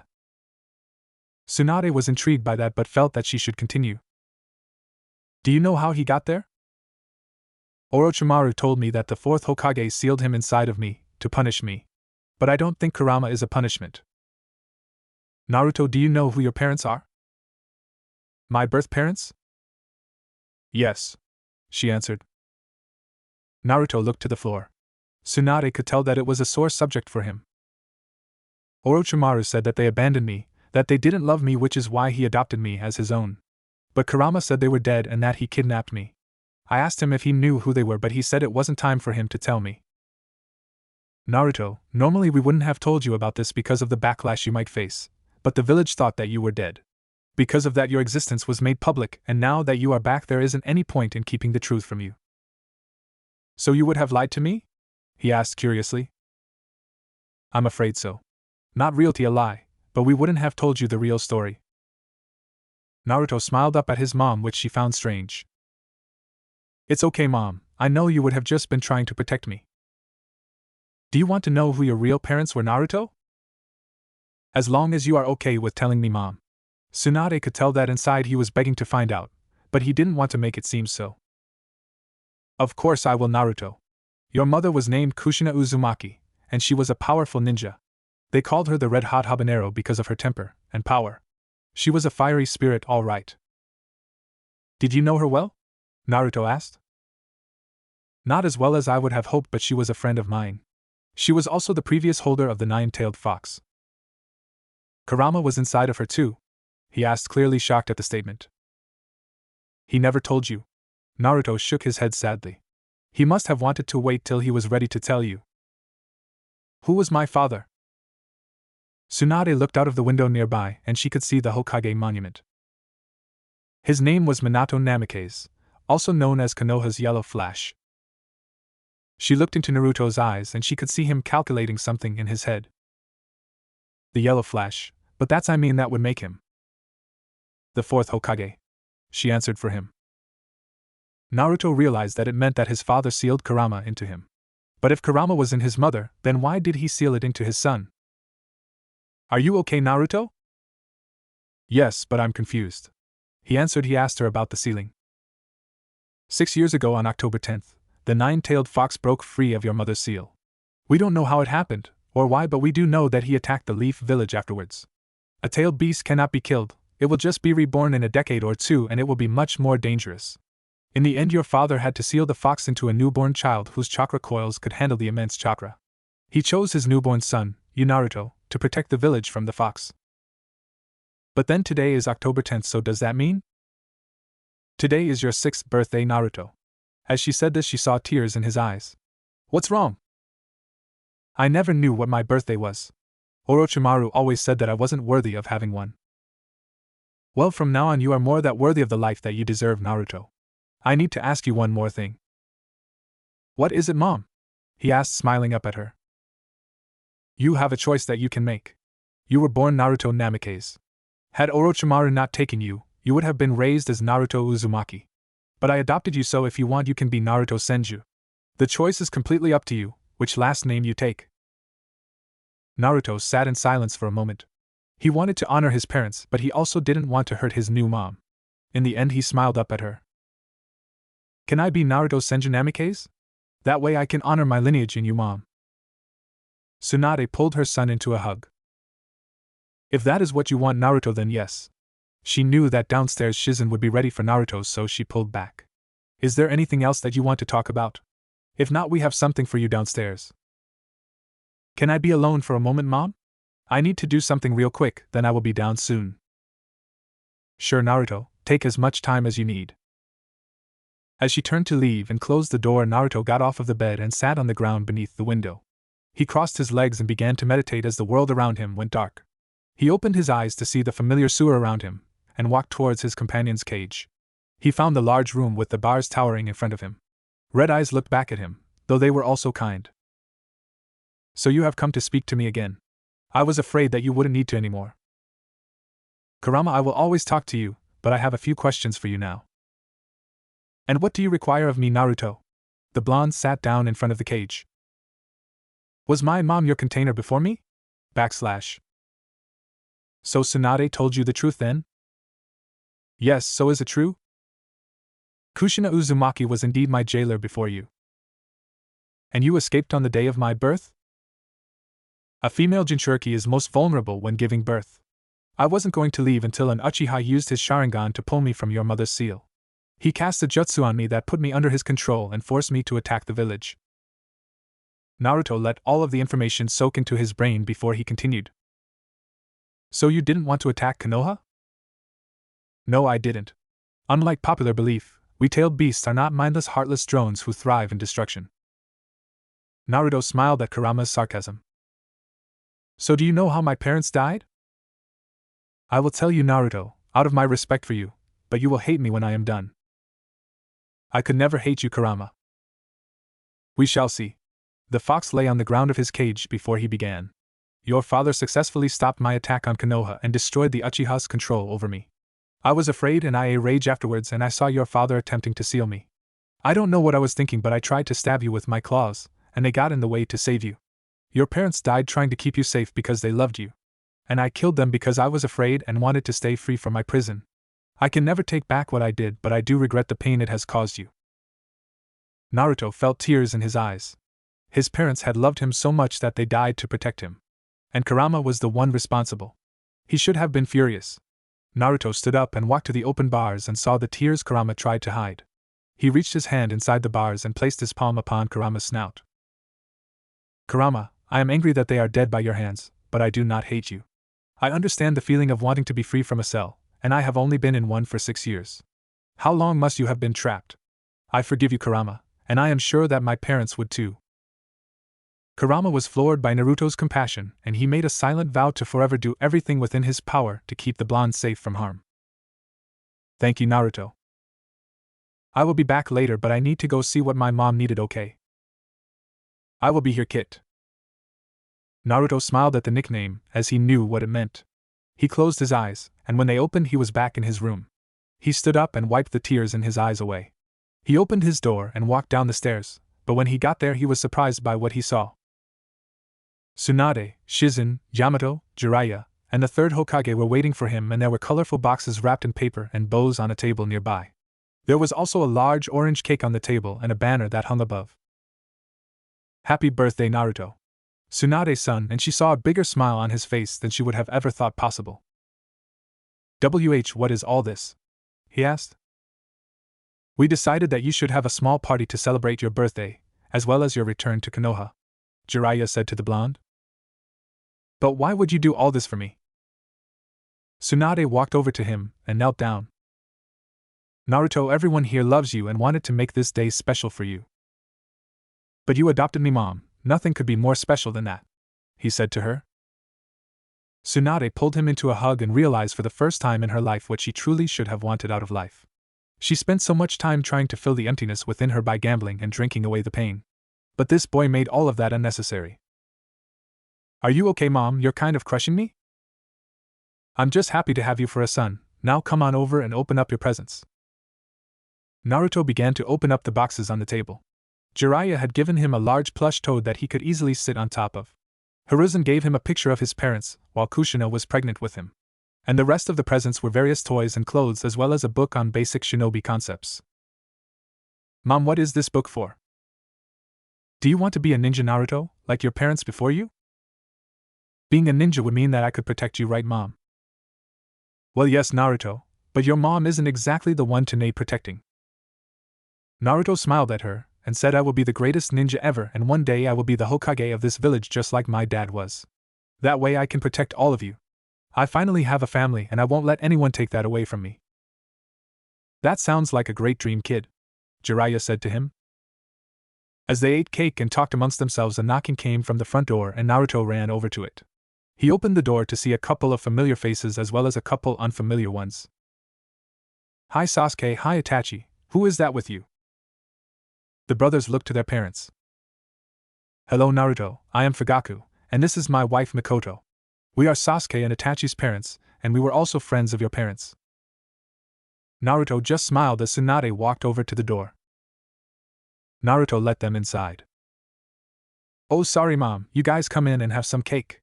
It's my birthday today. We know that Naruto, that's why we came, Sasuke said as he rolled his eyes. Sasuke, don't be rude, Itachi said as he bumped him in the head with 2 fingers. Sorry, we brought you this. Sasuke handed Naruto a box as he walked into the house with his family. Sorry we're late, Lady Tsunade, Mikoto said. Don't worry about it, and please just call me Tsunade. We were happy to receive the invitation, especially after the rocky start today with the council. I figured Naruto could use a friend his own age, and who better than the son of his parents' friends, right? Mom, look, Naruto had opened his present, and inside was a child's set of ninja gear. Good, now you can train and become a strong ninja, Naruto. You bet I'll be the strongest. Tsunade loved seeing him act more like the child he really was. She hoped it would stick around. Yeah, but you won't be stronger than me, I'm an Uchiha. I am a Senju Namikaze. The 2 boys looked at each other with similar grins. They knew that they had found both a friend and a rival in the other. Everyone else just shook their heads. This is the best day ever, Naruto thought to himself. Yamato was sitting alone in the middle of the forest meditating. It had been 1 month since his reintroduction into Konoha, and already rumors of his abilities were spread throughout the village. Tsunade had watched over him as he tried to rediscover his ninja abilities, and they all came back rather naturally for him, as if he had never forgotten them, or even stopped being a ninja. Most surprising was his subsequent control over the wood-release jutsu. As he meditated in the woods, he could feel the gentle call of nature, and he began a daily exercise he had developed. He began to breathe at nature's pace, and he attempted to see how far into the woods he could sense. He could almost feel the trees as they sway in the wind. He felt as if he had become rooted to the ground and intertwined with the delicate system in the dirt. Each blade of grass was a hair on his head and each branch an arm or leg. It all felt so peaceful, so surreal. Yamato? The connection broke as another person landed in the clearing next to him. He opened his eyes to see a masked shinobi with one Sharingan eye staring at him. He looked around him and a few trees had begun to grow and circle around where he sat. Hello, Kakashi-senpai. Are you ready for our mission? Yes, I was just centering myself. It is my first one after all. Yamato's skills had been so impressive that the third had asked him to join the Leaf Village's Anbu Black Ops. He agreed and was placed under the command of Kakashi Hatake.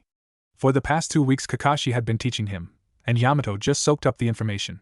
And today was an exceedingly special day for him as it would be his first mission alongside his Anbu squad. But it was also one of the most terrifying. He had not been in the line of duty as a shinobi as far as he could remember. Would he mess up, or get his team killed out there?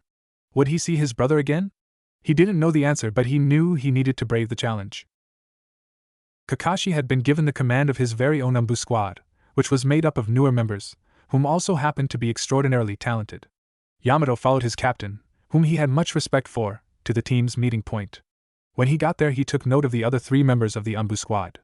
All of them wore the same standard issue outfit. The first member was a purple-haired woman who was named Yugao Yuzuki, and he knew that she was one of Konoha's top kenjutsu wielders. The second was the youngest member of the group, Itachi Uchiha, who was a specialist in genjutsu, as well as being deadly with taijutsu and ninjutsu, but his Sharingan eyes were his deadliest weapon. The final member of the team was a girl whom Yamato had heard of many times, but never actually met. She was the apprentice of his former kidnapper, Orochimaru. Enko Mitarashi, who, like her teacher, was proficient in the use of snake summoning and snake-related ninjutsu. She was also highly adept at interrogation techniques. Okay, listen up you 4. From now on we will be known as Team Ro. When on duty your names no longer exist. You will wear your Anbu mask at all times. This is to protect yourself and your loved ones. I am your captain and I have only one thing to say. Those who abandon their mission are trash, but those who abandon their comrades are worse than trash. He walked over to each member and gave them their code name. Yugao, you will be Nico. Enko, you will be Hibi. Itachi, your name is Karasu. And Yamato, you will be called Mori. Now you will call me Captain Inu. Our first mission as a squad is the capture of a rogue ninja cell. They are to be interrogated if possible, and killed either after the interrogation or on sight. Use good judgment on your targets. Here is a file on the shinobi you will most likely come up against. Kakashi passed around the file to his team. Once they all had their look, he continued. We have 4 days to complete this mission.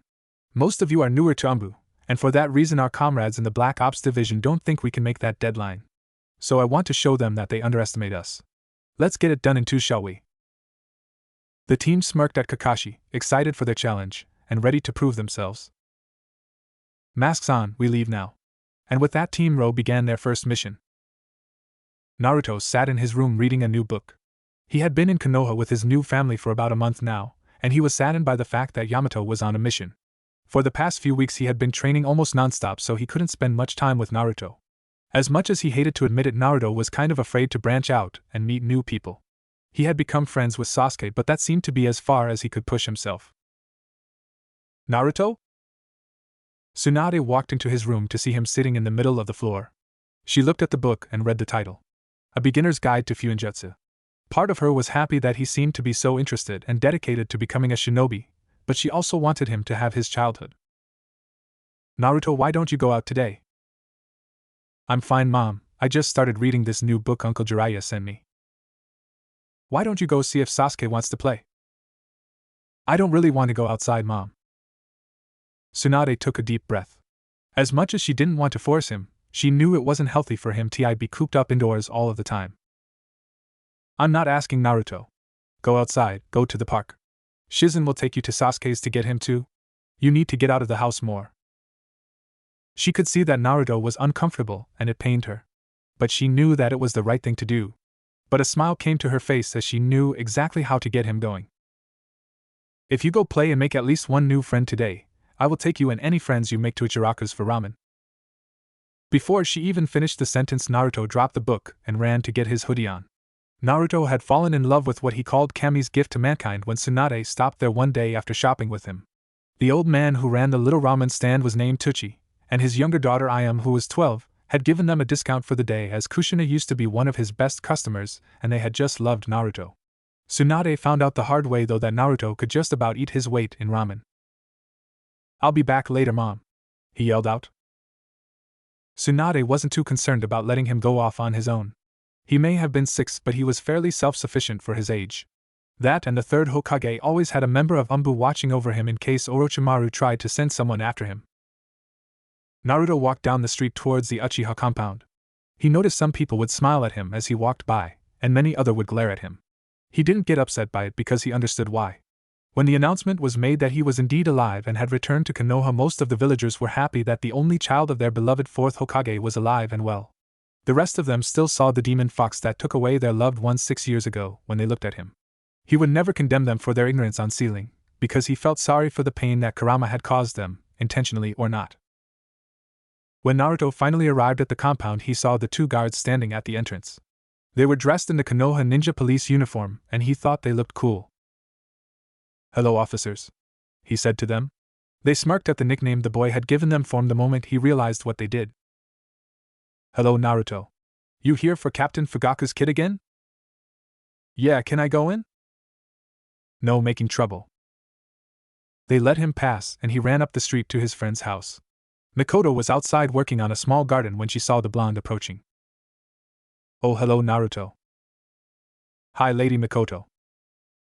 "Naruto, how many times do I have to tell you not to call me that?" she said as she shook her head and put her hand to her forehead. "You are the wife of the noble Uchiha clan's head. It is respectful," he stated officially. "Yes, but I also consider you family, so no more Lady Mikoto, okay?"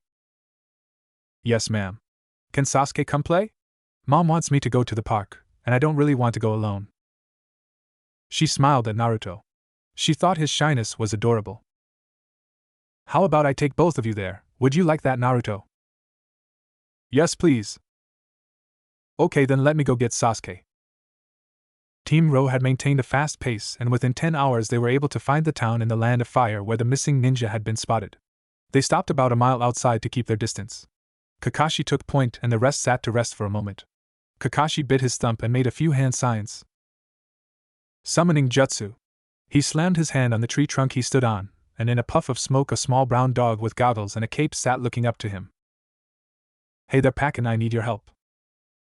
"Hey, Captain Inu, who's the dog?" Anko asked. "Who are calling a cute little puppy, huh?" Pakin asked with a glare. "I didn't say anything about a cute puppy," she responded, confused. Yamato had to stop himself from laughing at Anko's confusion. He remembered what he had been told about the seriousness of missions, and he wanted to be completely professional while on a mission. "This is Pakin, and he is one of my summoned ninja hounds. He will be tracking our missing ninja." "Okay, Kakashi, do you have their scent?" Kakashi handed the dog a piece of cloth. Pakin smelled it and picked up a trail nearby. "Pakin, report back when you find them, or in 3 hours, whichever comes first, okay?" "You got it, Kakashi. Keep Snake Girl in line, will ya?" Pakin took off running after insulting Anko. Stupid mutt. Yamato decided to try meditating again to keep his mind clear for the mission. He crossed his legs and balanced on the branch as he meditated.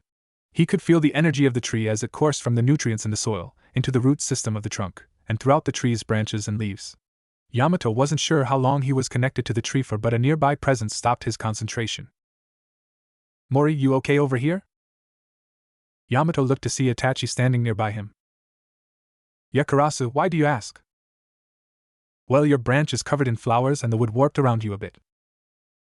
Yamato looked around him and saw that the tree branch grew around him, creating a sort of chair that molded to his body as he meditated, and indeed it was covered with flowers. "Wow, good going, nature boy," Anko said with a slight amount of venom in her voice. "You really do have the wood release of the first Hokage," Yugao said, slightly amazed. Kakashi walked over to Yamato, and looked him in the eyes. You need to keep your chakra under control. We don't need anyone noticing us because you morph the trees out here. Yes, Captain Inu. As Kakashi walked away, Itachi sat next to Yamato. How are you feeling about Yamato? The training was intense, and I do enjoy being part of the team. But I know that Naruto misses me. Sasuke is the same. But at least they have each other as friends to keep them busy.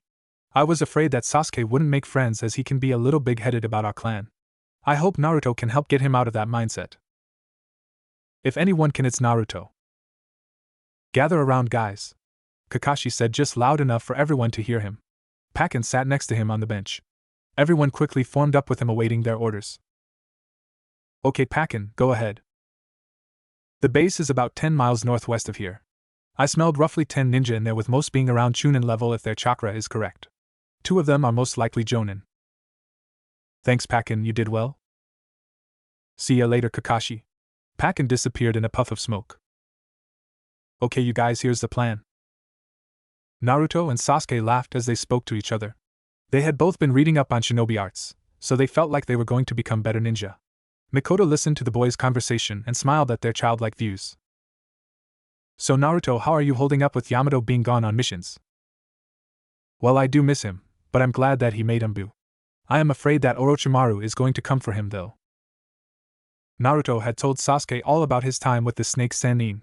He felt like he could trust his friend. Yeah, I miss Itachi too. He doesn't have time to help me train or anything anymore. But I'm proud that I have such a strong brother.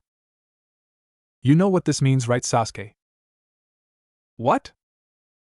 We just need to be better ninja than they are then. That will show them, don't you think? Naruto said with a large grin on his face. Naruto, you're such a loser sometimes, Sasuke said as he laughed. Shut up, Sasuke, you jerk.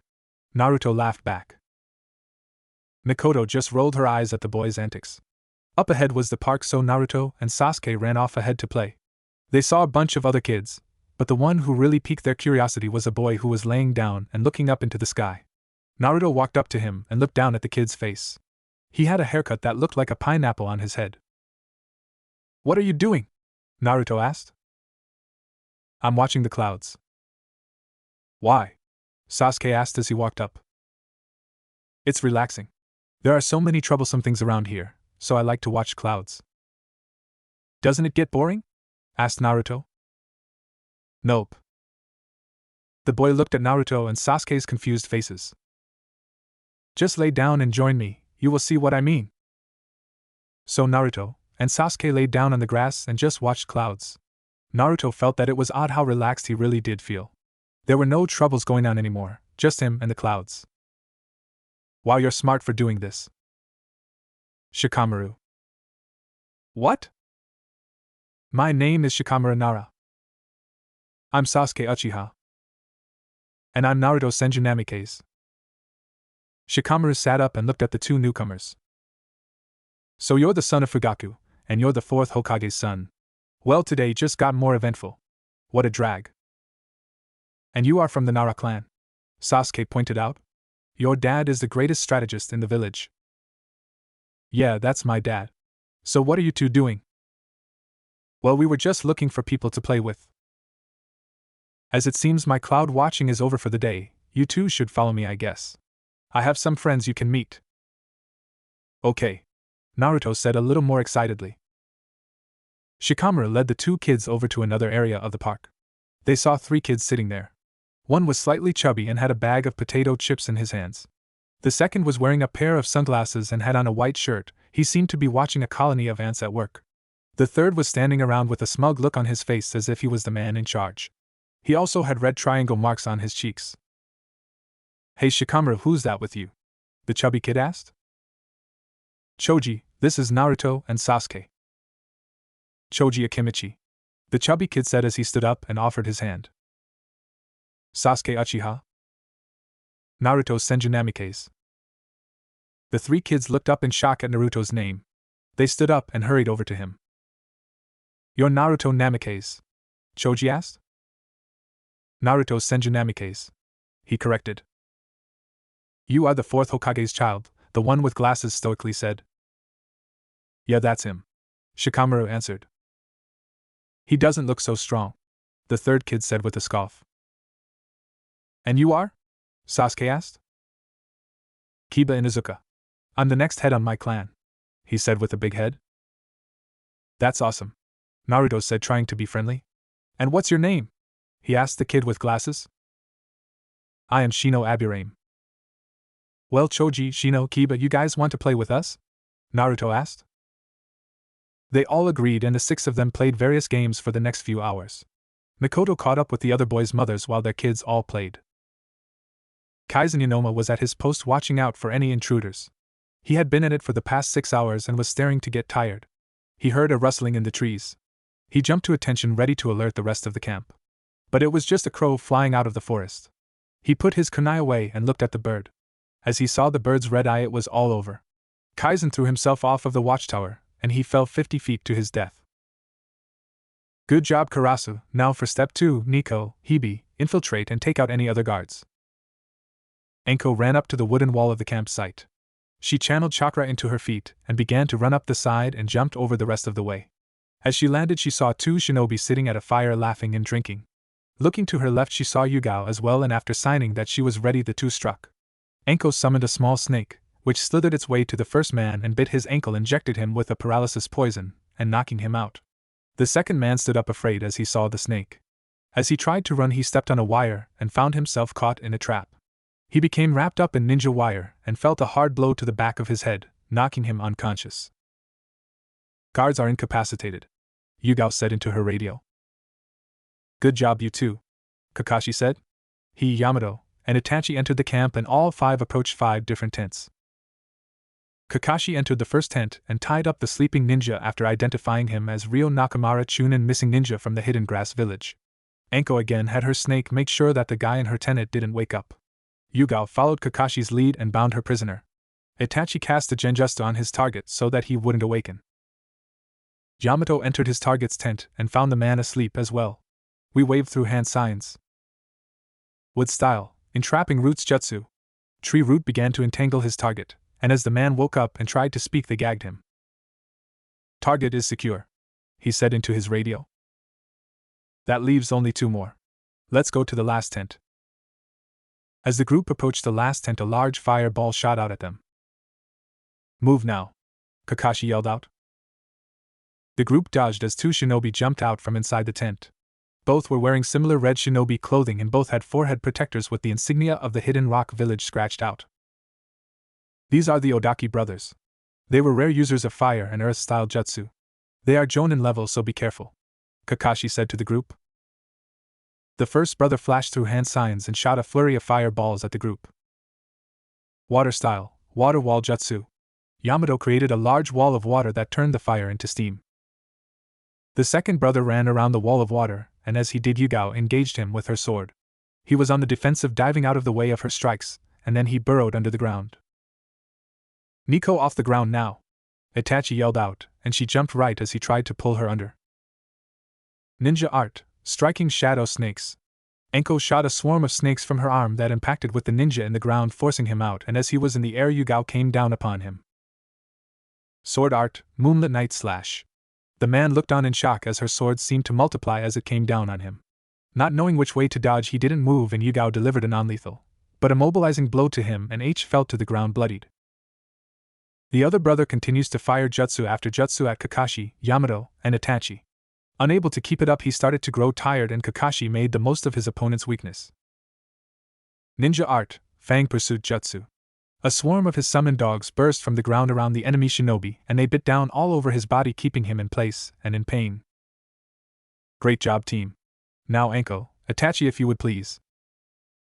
Enko smiled sadistically as she approached her first victim, ready to make him spill his guts. As Kakashi heard the screams, he smiled and considered the mission to be his team's first success. He walked over to Yamato, who was sitting down after using so much chakra to build his walls. Good work, Mori. I was impressed today. Sorry for giving you trouble before, but I had to make sure that you learn from potential mistakes. Thank you, Captain Inu.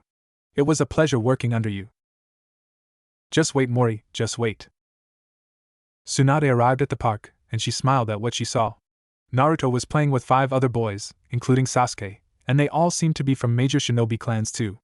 Naruto saw his mom and ran over to her with a smile on his face, and she hoped that his fear and nervousness would be going away. "Hey mom, I made 4 friends today." "I can see that. I'm happy for you. You know what that means, right?" "What?" Then it dawned on her that she had forgotten her promise.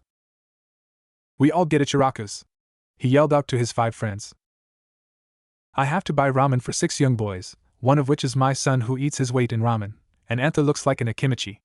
My wallet is doomed." Naruto stood in front of the building where he would spend the next 4 years. In front of him was the Konoha Ninja Academy. He had been preparing for this day over the past 2 years, and finally he was old enough to join his friends as they began their journey to become shinobi of the Hidden Leaf. Naruto had grown over 2 years, and in that time he had adjusted to his new life quite well. Sasuke remained his best and closest friend. He could relate to the fame that Naruto had learned to deal with. Naruto also grew closer with Shikamaru, and both would just sit and watch the clouds at times. Sasuke couldn't sit still for too long to keep up with him. Shikamaru also seemed to be incredibly intelligent and good with strategy. His favorite game was shogi, and Naruto would play with him. Shikamaru almost always won, save for a rare few instances where Naruto made a strange or unpredictable move that threw Shikamaru off. Naruto wasn't as close with his other friends though, but still hung out with them all occasionally. About a year ago, Tsunade began to teach Naruto in the art of the shinobi. She began with basic chakra control lessons and had him study the various histories of different shinobi cultures, and he soaked up the information like a sponge. She even told him that if his control was good enough, she would try to teach him some medical jutsu, if he managed to test into her extra class, which would be starting during his first year at the academy. Naruto found that he had trouble with chakra control and deduced that it was due to his large reserves as well as karama. He knew that he would have to work almost triple what anyone else had to on his control to be at a similar level. But that also meant he would have even more chakra at his disposal. Naruto had also been spending much of his free time learning calligraphy and fuinjutsu. He found that his hands seemed to be able to almost effortlessly glide across the page when he would practice. But as he learned that the Uzumaki clan were fuinjutsu specialists, it made sense that he would be a natural. One of the first things that he did was create a set of training weights, with Jiraiya's help, as his uncle had been helping him with fuinjutsu. At the moment each weight was about 50 pounds. Naruto felt that he should update them soon, as he could barely notice them anymore. In the present, Naruto walked forward through the main entrance to the academy with Tsunade right behind. All of the new students had their parents with them. Naruto received his class assignment from a nearby chunin and walked back to his mom. "Okay, are you all ready?" Tsunade asked him. "Yeah, mom. Don't worry about me. It's just the academy." "Well, do your best and behave. I don't want to hear that you're slacking off." "I'm not Shikamaru, I'll make you proud, mom," Naruto said with a smile. "Okay, I will see you later. I just wish Yamato was here to see you on your first day. He is off doing real shinobi work. That is where he should be," Naruto told her. "Well, you're right, of course. Have a great day." "You too, mom." Naruto turned around and walked towards the classroom he was assigned to. As he entered the room, he saw only 3 other people in the room so far. One was Sasuke, who waved him over, the other 2 were an indigo-haired girl with lavender-white eyes, and Shikamaru, who sat in a seat next to the empty seat Sasuke reserved for Naruto. "Hey Sasuke," had Shikamaru, "so I guess that we are in the same class together, huh?" "Looks that way, Naruto," Shikamaru answered. "I just hope that this academy isn't as much of a joke as some of my clansmen say it is," Sasuke said, fearing for the worst. "Just think if it was a chance to show off that Uchiha pride," Naruto joked. "Loser. Jerk." Both of them started laughing. Naruto knew that Sasuke had already started his ninja training as well. They had ever trained together several times. Sasuke was strong and fast for their age group, but Naruto was no slouch either. Naruto turned around to see the girl in the back again. She was fairly quiet, so he figured he would say something to her. "Hey, you're a Hyuga, right?" The girl looked startled, but she met his eye and then turned away. "Why, yes." "What's your name?" "H. Hinata, and why you are?" "I'm Naruto. You know that you stutter a lot, right?" She looked down as if she was ashamed. "Hey, don't worry about it. You just need to have more confidence in yourself. Why don't you come and train with us sometime?" Naruto offered. That sound good," she answered. "Okay, and we will work on that stutter." She blushed and then looked away again. The rest of the class filed in shortly. Kiba, Choji, and Shino also happened to be in their class. There was also a girl with green eyes and pink hair, and a blonde girl who sat next to her. In the very back corner sat a boy with black hair and incredibly pale skin. Then 2 teachers walked in and stood in front of the class. The first had brown hair that was in a ponytail shaped like a pineapple. He had black eyes and a scar that went across his nose. The second teacher had light blue hair that went to his shoulders. And both of them wore the standard Chunin attire, completed with their flak vests. Hello class, my name is Irika Yumino, and this is my partner Mizuki. We will be your instructors for the next 4 years. I look forward to working with all of you and I know that you will be great hidden leaf shinobi. Now let's get started with a history lesson. Yamato walked into the 3rd Hokage's office after the old man sent for him. He was dressed in his Anbu attire and had on his mask. Newly placed on his back was a short tanto sword that he had recently begun learning how to use. The past few years had really made him strong, and his control over the wood release increased exponentially, so much so that it was close to being comparable to the 1st Hokage. His mission success rate was almost as good as Kakashi's. You called for me, Lord Hokage? Yes, you may take off your mask, Yamato. Yamato did as he was told and sat down across from Horizon. I have to ask you to do something for me that you will not like. What is it, Lord Hokage? I assume that you have heard of my ex-advisor Danzo and his root Anbu. Yes, sir. 2 years ago I ordered his force to be disbanded, and I have reason to suspect that Danzo is up to his old tricks again. What I need you to do is infiltrate high ranks and keep close tabs on him for me. Yamato's face broke out in surprise. A solo infiltration mission into the ranks of the personal Anbu sect led by a Konoha elder or ex-elder. He immediately understood that this would be the most dangerous mission he had ever gone on. Why me, Lord Hokage? Danzo is a collector. He wants what he perceives as the greatest weapons Konoha has as his own. And after all of your work these past 2 years, you have proven yourself unique. Yamato didn't know what to say. He couldn't exactly turn the mission down when he was handpicked for it, but he also didn't know if he was skilled enough to do it. Yamato, if I didn't know that you could handle this, I wouldn't have chosen you. Danzo is a man that needs to be watched. He will stop at nothing to get what he believes is due to him. He even tried to turn the councils against your brother in hopes of turning him into a weapon. He is a dangerous man to just leave alone. Yamato's face changed when he heard about Danzo wanting his brother. He knew that he couldn't let that happen no matter what. I'll do it, sir. Excellent, Yamato. So, Lord Hokage, what do I do? Just keep up your everyday life, and missions the same as always. Trust me when I say Danzo will get in touch with you. And when he does join him, after that we shall play it by ear. That is all, Yamato, you are dismissed. Naruto sat in class taking notes on everything Irika-sensei said. He found the whole lecture rather boring, and wasn't sure exactly how this would help him as a ninja, but he wanted to learn everything he could just in case he needed it. It had been 3 months since the academy started and Naruto was starting to feel a little antsy. All they had done so far was history lesson, shinobi customs and rules, and chakra theory. He wanted to put it into practice. Irika noticed that Naruto, who was one of his best students, was starting to fidget around more and more each day. Okay guys, that's enough for today. Go home and study because I will be testing you all on this material tomorrow, Irika said to the class. He watched as one by one all of the students began to leave in a hurry. Naruto was never in a hurry though, and he would always wait to leave until just about everyone else was gone. It intrigued Irika to no end. Naruto, can I talk to you for a moment? Is there something wrong, Irika-sensei? Did I do something wrong? He asked as he approached Irika's desk. No, Naruto, of course not. I just wanted to speak with you for a moment. Irika pulled a chair over to the desk for Naruto, and the blonde sat down. Is there something bothering you, Naruto? In class, I mean. I've noticed you're getting a little stir-crazy. It's nothing important, Irika-sensei, Naruto said, not wanting to overstep any boundaries. No, Naruto, I would like to know. Well, Naruto was hesitant to say anything in fear of disrespecting his teacher. Don't worry, Naruto, you won't get in any trouble. It's just, all of the history lessons are interesting and all, but I don't see how they will help me be a ninja.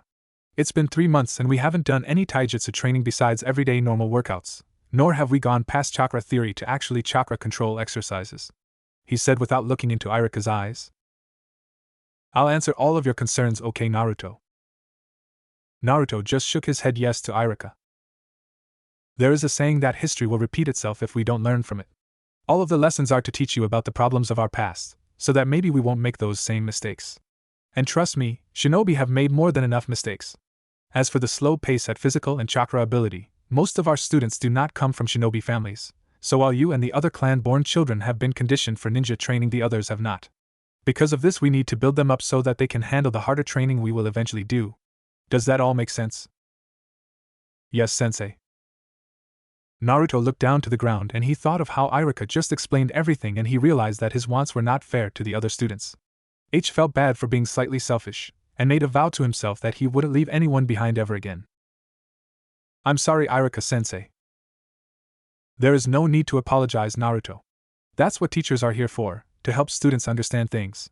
And if you can take what I just said to you to heart and learn from it, then I have more than accomplished my duties as your teacher. Naruto smiled up at Irika and decided that from now on he would take what his sensei taught him to heart more, because Irika really was there to teach him, not only how to be a good shinobi, but how to be a good person. Naruto, have you thought about applying to Tsunade's medical training class? Yes, Mom is going to be great teacher. I almost forgot that she was your mother, Irika said while chuckling a bit. Well, you can get going, Naruto, and remember to study for the test tomorrow. I expect to see your same great marks. I'll see you tomorrow, Irika-sensei. Naruto ran out of the room and headed home to go over all of his notes.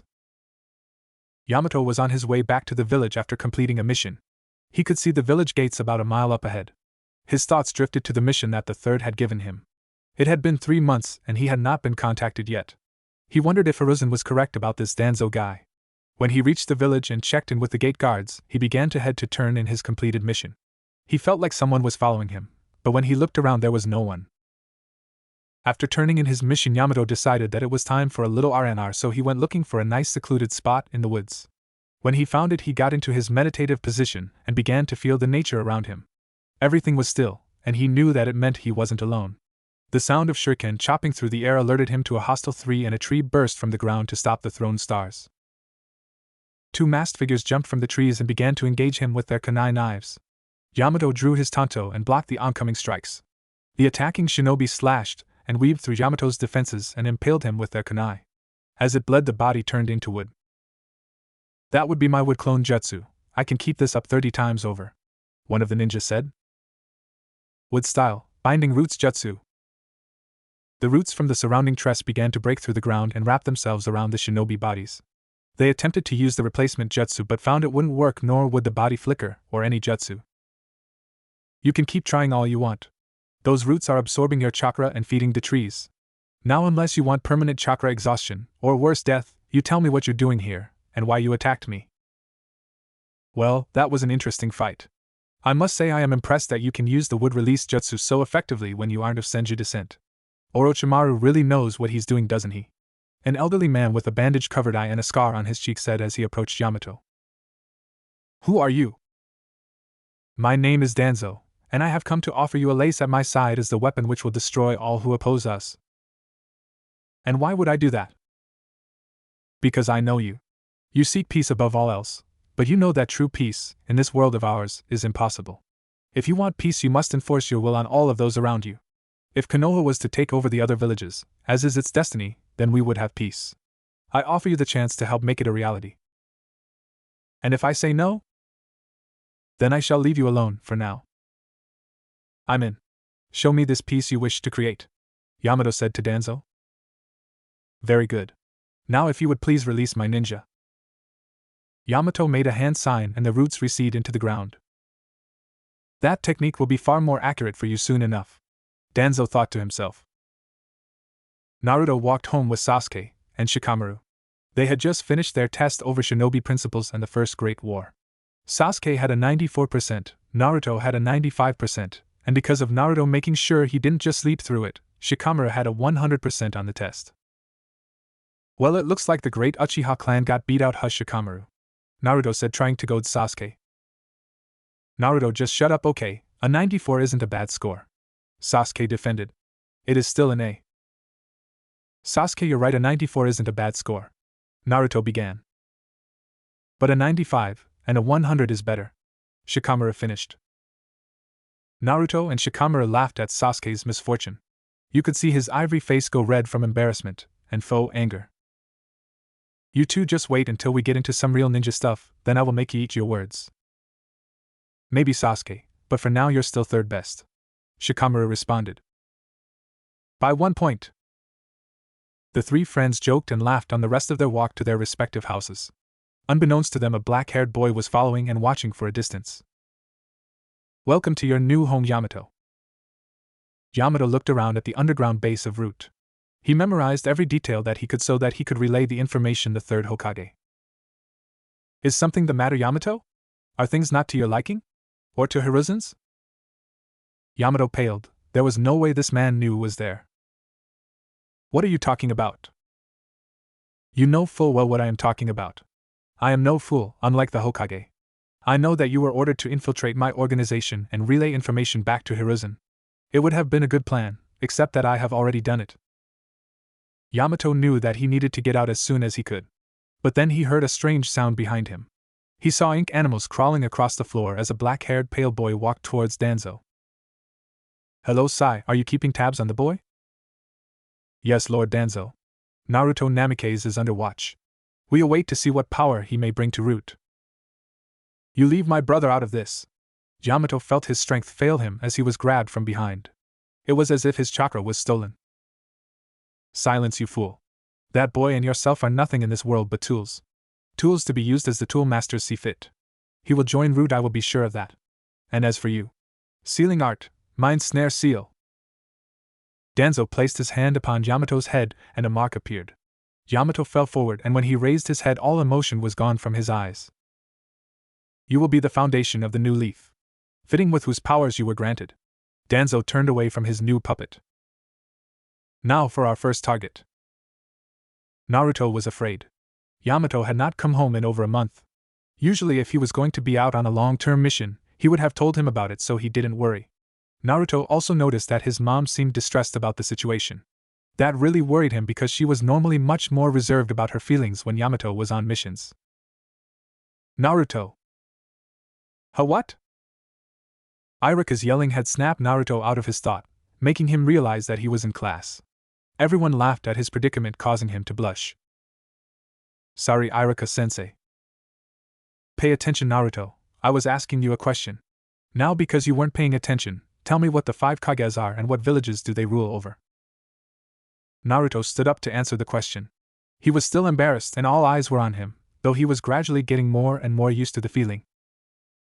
The 5 Kages are the Mizukage, or Water Shadow, of the village hidden in the mist, the Tsuchikage, or Earth Shadow, of the village hidden in the rocks, the Reikage, or Lightning Shadow, of the village hidden in the clouds, the Kazekage, or Wind Shadow, of the village hidden in the sand, and of course the Hokage, or Fire Shadow, of our own village hidden in the leaves. Naruto sat down while Iruka gave him a soft smile. Very good, Naruto. Now next time please pay attention. Yes, Iruka-sensei. Naruto waited the rest of the class out, and tried his best to not become too distracted. The last thing he wanted to do was make Iruka's job any harder. Finally, it was time to leave the class, so he go up and collected his belongings. Hey Naruto, is everything alright? Sasuke asked him. Yeah, I'm just worried about my brother Yamato. He hasn't been home in over a month, which is weird. Maybe he's on a mission. Itachi goes on long missions all the time. Now that he's an Umbu captain, maybe he would know where Yamato is. Yeah, let's ask him. Naruto and Sasuke went to leave when Iruka cut them off. He didn't look angry, but they could tell he wasn't happy. Naruto, we need to talk for a moment. Sasuke, you can wait outside. Okay, Iruka-sensei. Go on, Sasuke, I'll be right out. Hurry, Sasuke said. Sasuke left the room and Iruka sat at his desk with Naruto following close behind. Naruto, we need to talk about what happened today. I know, I'm sorry for not paying attention. I just had a lot on my mind, sensei. Care to tell me what was so important? Iruka asked. My brother Yamato, Naruto answered. What about him? I think something bad happened to him. What do you mean, Naruto? He wasn't been home in over a month, and he never leaves for that long without telling me. I understand that you are worried, but from what I hear, Yamato is a very strong ninja. He is, but I can't shake this weird feeling that he needs help. Okay, well, I will look past this for today, okay? But you need to focus while you're here. If I had to put every class on pause and wait for people all the time, no one would really learn anything. Okay, Irika-sensei, it won't happen again. Good, then you may leave. I'll see you tomorrow, sensei. Naruto ran outside to get Sasuke and the two went to find Itachi at the Uchiha clan compound. What do you mean missing? Tsunade was beyond angry. She hadn't heard from her elder son in over a month, and she could see the toll that it took on Naruto. She was worried, so she went to see her old teacher and confront him about it. When she entered his office, she saw that her son's Anbu was present already. That is when Hiruzen informed her that Yamato was missing. We lost contact with him about a month ago. And you failed to tell me this because? I had assigned him a mission of the utmost importance. He was supposed to make contact with me. I thought he just may have hit a snag. And what kind of mission was it? Infiltration. Do not play games with me, sensei. I want to know what mission you sent my son on. He was supposed to infiltrate Danzo's Anbu division, Root. I thought you had Danzo dismantle Root. I have reason to suspect he failed to do so. I gave him the mission so I could find proof and stop Danzo for good. Why did you pick Yamato? Out of everyone else, why him? Danzo would have wanted him due to his would-release Kekkei Genkai. He told her. Tsunade sat with her hands covering her face. She didn't know what to do in this situation. Naruto would be asking her about Yamato. How was she supposed to tell him that no one knew where he was, or even if he was alive at this point? Sensei, you had better hope that he turns up safe. Tsunade, I understand. No, you don't understand. You sent my son on a suicide mission to settle an old feud between you and your old friend.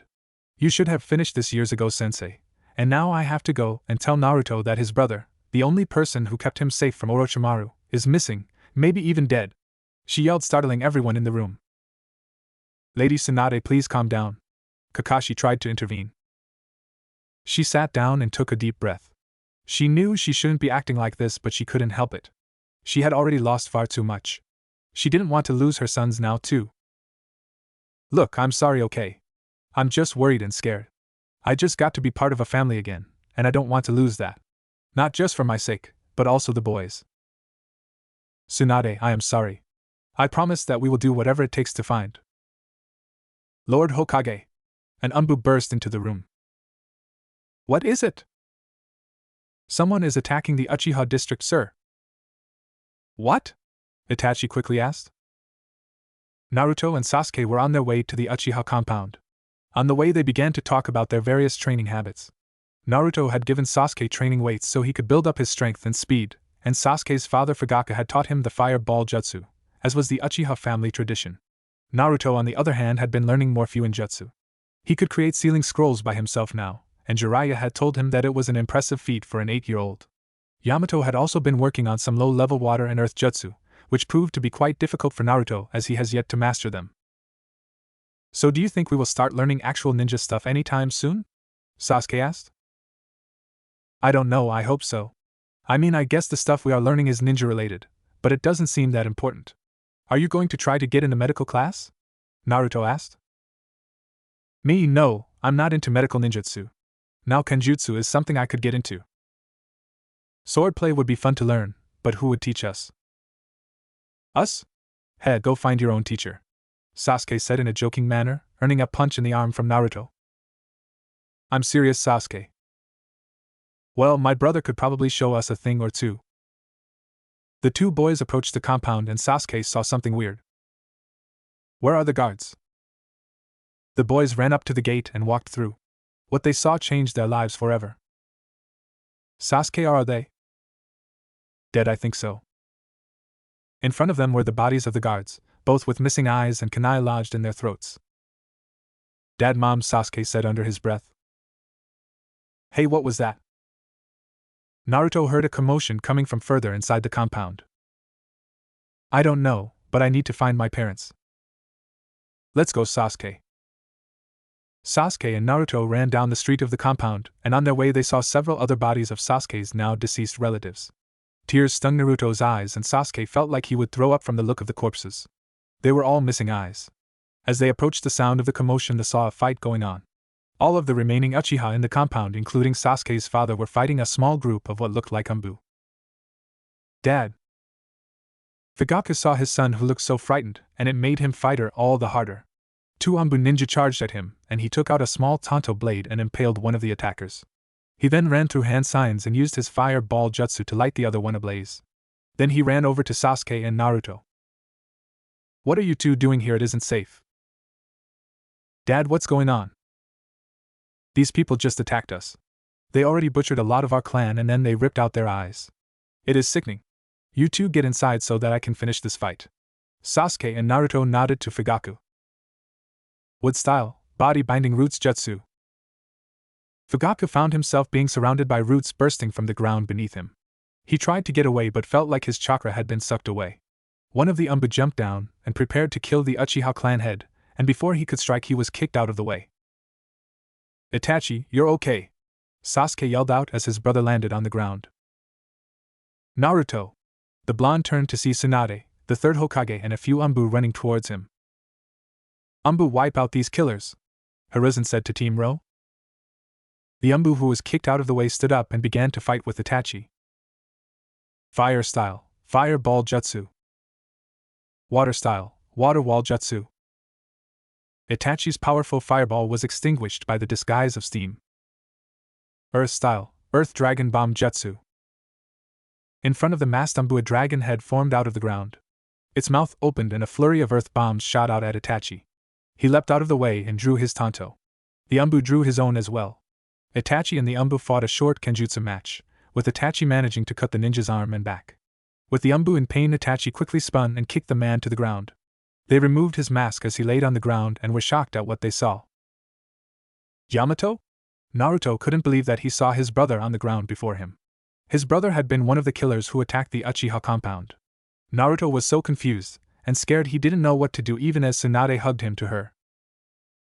Yamato awoke suddenly and a tree sprouted from underneath him. The tree was covered in vines and those same vines entangled Itachi, Sasuke, and Fugaku, effectively pinning them in place. He stood up and grabbed a tanto, and tried to impale Itachi. Yamato, stop! Naruto yelled out, causing Yamato to freeze in place. What are you doing?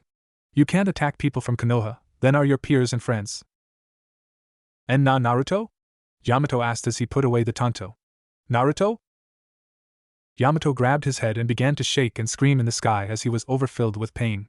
The mark upon his forehead began to glow until he couldn't make sense out of reality anymore. Itachi opened his eyes and stared into Yamato's. A lone tear fell from Yamato's eyes as Itachi placed him under a genjutsu. Yamato fell to the ground in a heap. Kakashi, Anko, and Yugao arrived back, after killing all the other remaining killers. Yamato? Tsunade asked in shock as she knelt down next to her fallen son. She couldn't believe that he could be capable of this kind of senseless destruction. Mom, is Yamato going to be alright? I don't know. Someone please find Jiraiya and get him over here. Jiraiya wasn't too far away from the hidden leaf, so it didn't take him long to get back. First he went to the hospital. He was shocked to see Yamato unconscious in bed and strapped down tight to the hospital bed. There was a glowing seal placed upon his forehead. Jiraiya, please see what you can do about that seal, Tsunade requested. Sure thing, Tsunade. He approached the bed and began to examine the seal. He put his hand upon Yamato's head and evaluated the markings and the chakra used on the seal. He was quite impressed with the intricacy of the seal as well as the many levels and properties the seal had. This seal is expertly done and nearly unbreakable. I am impressed by his handiwork here. So there isn't anything that you can do then? Tsunade asked, clearly upset. Hey now, I'm not giving them that much credit. This seal is cake for me. I was just saying how well designed it was. Jiraiya's hand began to glow and make a loud vibrating noise as his chakra sped up. He placed his hand upon Yamato's forehead and the sound of the two clashing chakras became a loud screeching noise. Fortunately, Yamato remained asleep. Jiraiya, now finished, smiled and walked out of the room. Fugaku, Itachi, Tsunade, Hiruzen, all of Team Ro, and the two boys were outside waiting. We? Hiruzen asked. The seal was a mind snare seal, which are used to completely take over one's body, personality, basically their entire being, while the real self has to watch in horror. So you are saying that he didn't act of his own accord? Oh, he most certainly wasn't. That poor boy had to watch as his body murdered several of the Uchiha, and attack his friend while he couldn't do anything to stop it. Who would do something like this? Itachi asked. This seal was definitely Danzo's work. I would stake my life on it, he said to the group. He may be many things, but a Fuinjutsu master is not one of them. Uncle Jiraiya, why would someone do this to Yamato, or the Uchiha clan? Naruto asked. Naruto, in this world there are people who believe that any act of evil can be justified in a time of war. Danzo is a man who believes that here is no true peace in this world, and because of that we are always at war. Now he loves this village, but he thinks that we must kill our emotions so that we can be the strongest nation and eventually take over all of the others by force. Naruto didn't fully understand about Danzo that day, but he knew that he had to learn to understand him, so that he could overcome him. So what will we do about Yamato then, sensei? Jiraiya asked. Jiraiya, are you sure that Yamato would never have attacked without having that seal? Fugaku asked. Yes, I am. That seal gave Danzo complete control over his body and used it as a tool to accomplish whatever he set out to do. Yamato would never have done this otherwise. He is correct, father. I have served on the same squad as Yamato, and he is one of the few people I consider a true friend. I regret having to use a genjutsu on him, but he had to be stopped. If that is the case, then I see no reason to charge him with any wrongdoing, Lord Third. Fugaku, are you sure? Our village has lost a lot today. I do not wish for it to lose any more because of Danzo. But if that man ever comes back, we will kill him on sight. I understand, Fugaku. Thank you, Fugaku, Tsunade said with tears in her eyes. Lady Tsunade, we have lost much today, and that boy, though free of guilt, will have it on his soul forevermore. I only wish to spare him any more pain. He gave a small bow to Tsunade. Itachi, Sasuke, let's go, we have a large funeral to plan for. The Uchiha family left the hospital. Tsunade wanted to take Naruto home, but the blonde refused to leave his brother's side. Naruto, would you like to talk about what you saw today? No, Mom, actually I wish that I could just forget it all. I understand that. Mom, how could someone do something so horrible? It's as Jiraiya said, Danzo feels that what he did is for the betterment on the village, so he did what he felt was right. But it was so awful and wrong. Yes, and that is why Danzo is forevermore an enemy of the village. He will answer for what he has done. Okay, thanks, Mom. Tsunade began to walk away, but she thought of something important. Naruto, about Sasuke. What about him, Mom? He just witnessed the death of many of his family members. He will not admit it, but he is going to need you to be there for him.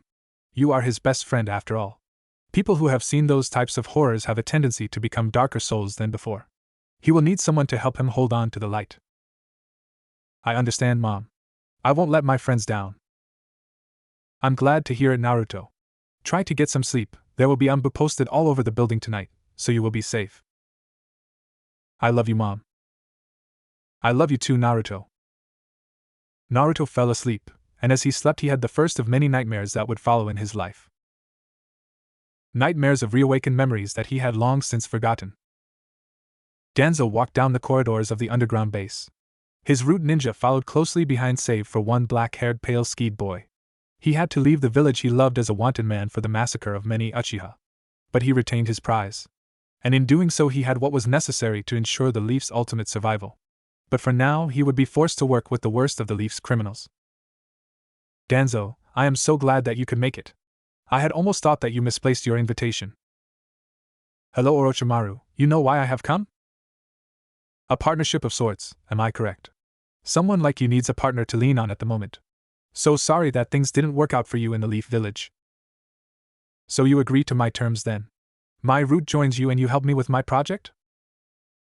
I would absolutely love to assist you, Danzo. Kabuto walked into the room much to Danzo's displeasure. I thought you were supposed to have killed that boy. Kabuto has served me well, my friend. I would be lost without his medical expertise. Sometimes you are wrong, Danzo, and Kabuto dying was one of those mistakes. So be it, Orochimaru, when do we begin?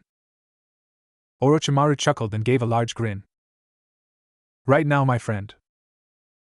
Yamato woke up inside the white walls of the Konoha hospital. He looked around and saw Naruto asleep on the chair next to his bed. He was back in control. He was no longer under Danzo's seal. But the damage had already been done. Yamato had killed many members of the Uchiha clan, and as he saw the blood of the clan members in his eyes, he began to cry. Danzo had won. He had failed. Where am I? He opened his eyes and looked around. He was on top of a cold metal table, and he wasn't wearing clothes. A bright light was on above him, and the rest of the room was dark. Good, you are awake. Now we can begin. My lord, are you sure? He is so young. You will obey me, now begin the operation. The child was frightened at the voices behind him. He saw a man walk up to the table wearing a face mask and a doctor's uniform. Daddy? He cried. Don't worry, my boy, it is simply time to advance yourself, the man said before he laughed. He watched as the doctor's hands began to glow green. As his hands moved closer to the boy's skin, the doctor looked at him with saddened eyes. Forgive me, child. He felt his skin being spliced open, and he cried out in hysterical pain. Naruto awoke and sat up in his bed covered in sweat. He felt the pain in his arm from the dream. They had been plaguing his sleep for the past 4 years, ever since the day of the Uchiha massacre. They didn't come every night, but they frequently thwarted his attempts at a good night's rest. No one knew about them though, except for Sasuke. Even after all the young Uchiha had gone through, he still managed to keep his friendship alive.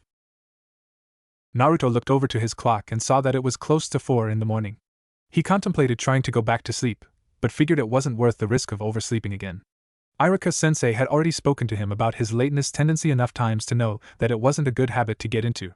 Naruto got out of bed and looked at his calendar. It was the day of the genin exams, and he was finally ready to graduate and become a real ninja. He walked over to his mirror and looked at his reflection. His hair was slightly longer than normal, not the usual short spiky look he went with. He had decided to grow it out like his father had. He looked at his muscles and noted that they had always been slightly more defined than the other kids his age, and he didn't have to actively work to keep it that way, though he still worked as hard as he could. He knew that it was because of whatever Orochimaru had done to him, and he didn't want that to be an excuse to not work hard. He walked over to his closet and put on some training clothes and went outside to his personal training field. He started working out with his warm-up routine of push-ups, sit-ups, pull-ups, and other exercises. Then he ran a few miles to keep up his stamina, which again he found that he almost never seemed to run out of it. He continued with his taijutsu form training, which was a combination of a style his mother taught him favoring chakra-enhanced blows, Jiraiya's toad style, and his own personal twist he threw in. It came out to a fairly strong and unpredictable style that on the surface seemed extremely flawed and unbalanced, but he always said that it would just confuse his opponents. After about an hour of physical training, Naruto decided to sit and practice concentrating on his chakra control. He had begun studying with Tsunade on medical ninjutsu, and while he wasn't the best in the class, he found that it was uniquely calming for him. He focused chakra into his hands and began to rub his burning muscles and felt the pain begin to slowly fade away. He was glad that Tsunade taught them that trick. Knowing that he only had about an hour left to train before he had to get ready for the exams, he decided to meditate. Even to this day, it still seemed to center him into the world around him and alleviate all of his pent-up stress. As he meditated, he began to notice the familiar feeling of connecting with the nature around him. He loved being able to feel the grass in the wind and the rustling leaves of the trees. Lately, he had also been able to sense other forms of life due to their chakra. He didn't tell anyone about it because he didn't know what they would think about it. As he meditated, he felt someone approaching his, and he opened his eyes. Hey Yamato. Naruto, what are you doing out here so early? I couldn't sleep, he answered simply. Are you too excited for today? Yeah, he lied. Yamato sat down next to the blonde and placed a hand on his shoulder. I know you're lying to me. I know that you have been having nightmares about Orochimaru. Naruto's eyes opened quickly and he turned to his brother. Yamato wasn't meeting his gaze, and Naruto could swear that he saw his brother's green eyes moisten. How do you know that? Because I have them too, Naruto. You do? Yeah, they're terrifying, aren't they? Yamato asked.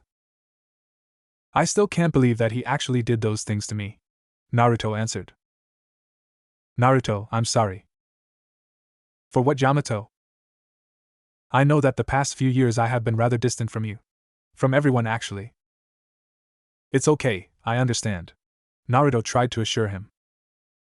No, it's not okay, Naruto. When we were first met in Orochimaru's lab, I promised to protect you, however I could. And then Tsunade adopted us, and I knew that I had found my way of doing that. But after what I did to the Uchiha clan. You didn't, Danzo was controlling you, Yamato. Naruto stood up and said quickly, trying not to break in front of Yamato. I know that, Naruto, but I still saw everything. My body taking the lives of the villagers I had sworn to protect. I haven't been able to face Itachi, Sasuke, or any of their clans since then. But worst of all, I couldn't face you, my brother. And for the past 4 years I have been taking every long-term mission that I could in Umbu so that I could just stay behind that mask and not have to. And Naruto, that was wrong of me. I'm sorry. Yamato pulled Naruto into a hug and the two brothers cried together, from sadness, anger, and finally a slight happiness of knowing that they would be closer. Naruto, look at me. If you ever need to talk about your dreams, let me know. I will be here to help you now. You don't have to face it alone anymore. Okay, Yamato, I will. Naruto said, smiling back to his brother. Now go shower and get ready, the exams will be starting soon. Yamato said as Naruto smiled and turned away. As he turned, Yamato could have sworn he saw a strange flicker in his brother's eyes, but he pushed the thought away. Naruto headed out his front door dressed and ready for the test. He wore a pair of black shinobi pants with the leg cut off after the knee on the right side, a pair of black combat boots, a dark orange sleeveless shirt with a forest green sleeveless jacket zipped up halfway over top of it. His right leg had bandages on it below the knee, shuriken, and kunai holsters on both legs, and he had scrolls lining his green jacket's front. Finally, he had black fingerless gloves on both hands and small seal-like tattoos on his wrists. He remembered trying to purchase a bright orange jumpsuit and having his mother almost kill him for his stupidity in her eyes. As he was walking towards the academy, Naruto noticed that he was coming up on the Uchiha compound and Sasuke was leaning against the wall waiting for him. Sasuke was wearing black shorts and black sandals with bandages on his legs. His black shirt was one of his signature high-color shirts with the Uchiha fan on the back. Sasuke also had his kunai and shuriken holster in his right leg and a small pouch on his left. Hey Sasuke, you've been waiting long. You take forever, idiot, I almost left without you. Whatever you say, Uchiha. Sasuke just rolled his eyes and the two started walking. Ever since the attack on his clan, Sasuke had been slightly darker in Naruto's eyes. Right after it happened, Naruto had to fight him to try and snap him out of a severe personality change. The last thing he wanted was for his best friend to turn into a revenge-obsessed jerk. So you ready for the exam, Sasuke? Do you even have to ask? Just trying to start up a conversation. I just hope those annoying girls fail. Naruto laughed at the mention of Sasuke's fan club. For some reason the Uchiha boy had quite a few girls who always chased after his affection, though it was never returned. Naruto also had a small following, though most people were afraid of him because of Yamato. Many of the civilians in the village hated the boy who was spared even though he murdered many Uchiha. So do you think Shikamaru will actually try to pass? Knowing that lazy ass, he will probably do the minimal work he can. Not if I have anything to do will it? Naruto stated. Don't do anything stupid, Naruto. Who said anything about being stupid? I was just gonna make sure he was not napping on the job. Naruto eyed as he pulled out one of his few ninjutsu books. Sasuke just rolled his eyes and smirked as they approached the ninja academy. The two friends entered their classroom to the sound of screeching girls. It's Sasuke! Sasuke, I love you! The Uchiha will be mine. Naruto, please be mine. Get away from my man, you tramp. They walked past the girls and sat in their seats. Naruto looked around, and he saw his friends sitting down around the room. Kiba had his dog Akamaru with him, of course. Shikamaru was sleeping in his corner seat. Shino, as usual, was sitting silently, not moving and looking forward. And Choji was eating some barbecue chips. Naruto looked around and saw Hinata sitting behind him and reading over a book on advanced chakra control. She had been in the medical class with Naruto, and he knew she was one of the best. He also saw two other girls from his medical classes. The first was Sakura Harinoe, pink-haired girl with a slightly larger forehead, who was the top medic in his class. Tsunade had talked about even taking the girl as an apprentice, depending on her ability as a genin first. The second was Ino Yamanaka, a blonde-haired girl with green eyes, who was pretty good with medical jutsu, but better with her family's mind jutsu. Finally there was Sai, a pale boy who always seemed to be watching him. The boy was still a mystery to Naruto even after all these years. All right, class, settle down, Iruka said as he walked in alongside Mizuki. I would like to tell you all that I'm proud to have been your teacher and that I wish you all the best of luck on your exam. Your test will be split into 4 parts, each worth 25% of your final grade. You must pass with a 60 or better, though I would advise you not do that badly on these examinations as they will affect how you are seen by other ninja. We will start with the written portion of the exams. Iruka and Mizuki went around the room and handed out the tests to everyone. They were given 2 hours to complete the 50-question test. Naruto was answering question after question rather fast, happy that Tsunade had pressured him to study so hard while growing in her care. Question 15. What are the 5 chakra elements? Fire, wind, lightning, earth, water. Question 36. Who leads the village hidden in the mist? The Mizukage. Question 50. What is the name of the shinobi art that uses calligraphy and chakra to create powerful seals? Fuinjutsu. When Naruto finished, he stood up and brought his test to Iruka, who smiled at him as he left. Naruto was the 4th person to finish the test behind Sakura, Shikamaru, Shino, and Sai. When he made it outside, he decided to it next to Shikamaru, who was currently performing his greatest pastime. How are the clouds today, Shikamaru? Same as everyday, Naruto. So did you actually take the test or just walk out? My mom threatened me if I didn't take it and ace it. That's good, I almost thought I would have to do that. Shikamaru just smiled as they waited for everyone to be finished. After the 2 hours had passed and the tests were all graded, Iruka came outside and led them to a series sparring rings with Chunin standing in them. Your second test is a taijutsu test. You will spar with the Chunin for 5 minutes as they try to knock you out of the ring. You will be graded on how long you stay in the ring, your defense, your offense, and overall effectiveness. All of the genin walked to their respective Chunin instructor. Naruto stood in the ring across from his tester. Begin. Naruto stood as the Chunin rushed him. He knew that he couldn't match the Chunin's experience in combat or speed, so he tried a different tactic. The ninja swung at his face and Naruto backed away, and as he did, he drew back his fist. The Chunin tried to kick Naruto in the stomach, but he flipped over him and punched the ground hard, causing a small crack and tripping up the attacker and giving Naruto an opening. Something about the fight seemed off, so he began to analyze the situation. No academy student could hope to match a Chunin, and no Chunin would be so easily stumbled by a mere student. Even one with a great taijutsu capacity. Iruka-sensei always says to see underneath the underneath. I wonder. Naruto brought his hands into the tiger hand sign. Release. The Chunin on the ground in front of him vanished from sight, and as he looked around he saw that most of the students were fighting the air. Only a few others had dispelled the genjutsu, including Sasuke, a brown-haired girl he didn't remember from class, Hinata, and Sakura. Iruka approached Naruto. Good job seeing through the genjutsu, Naruto.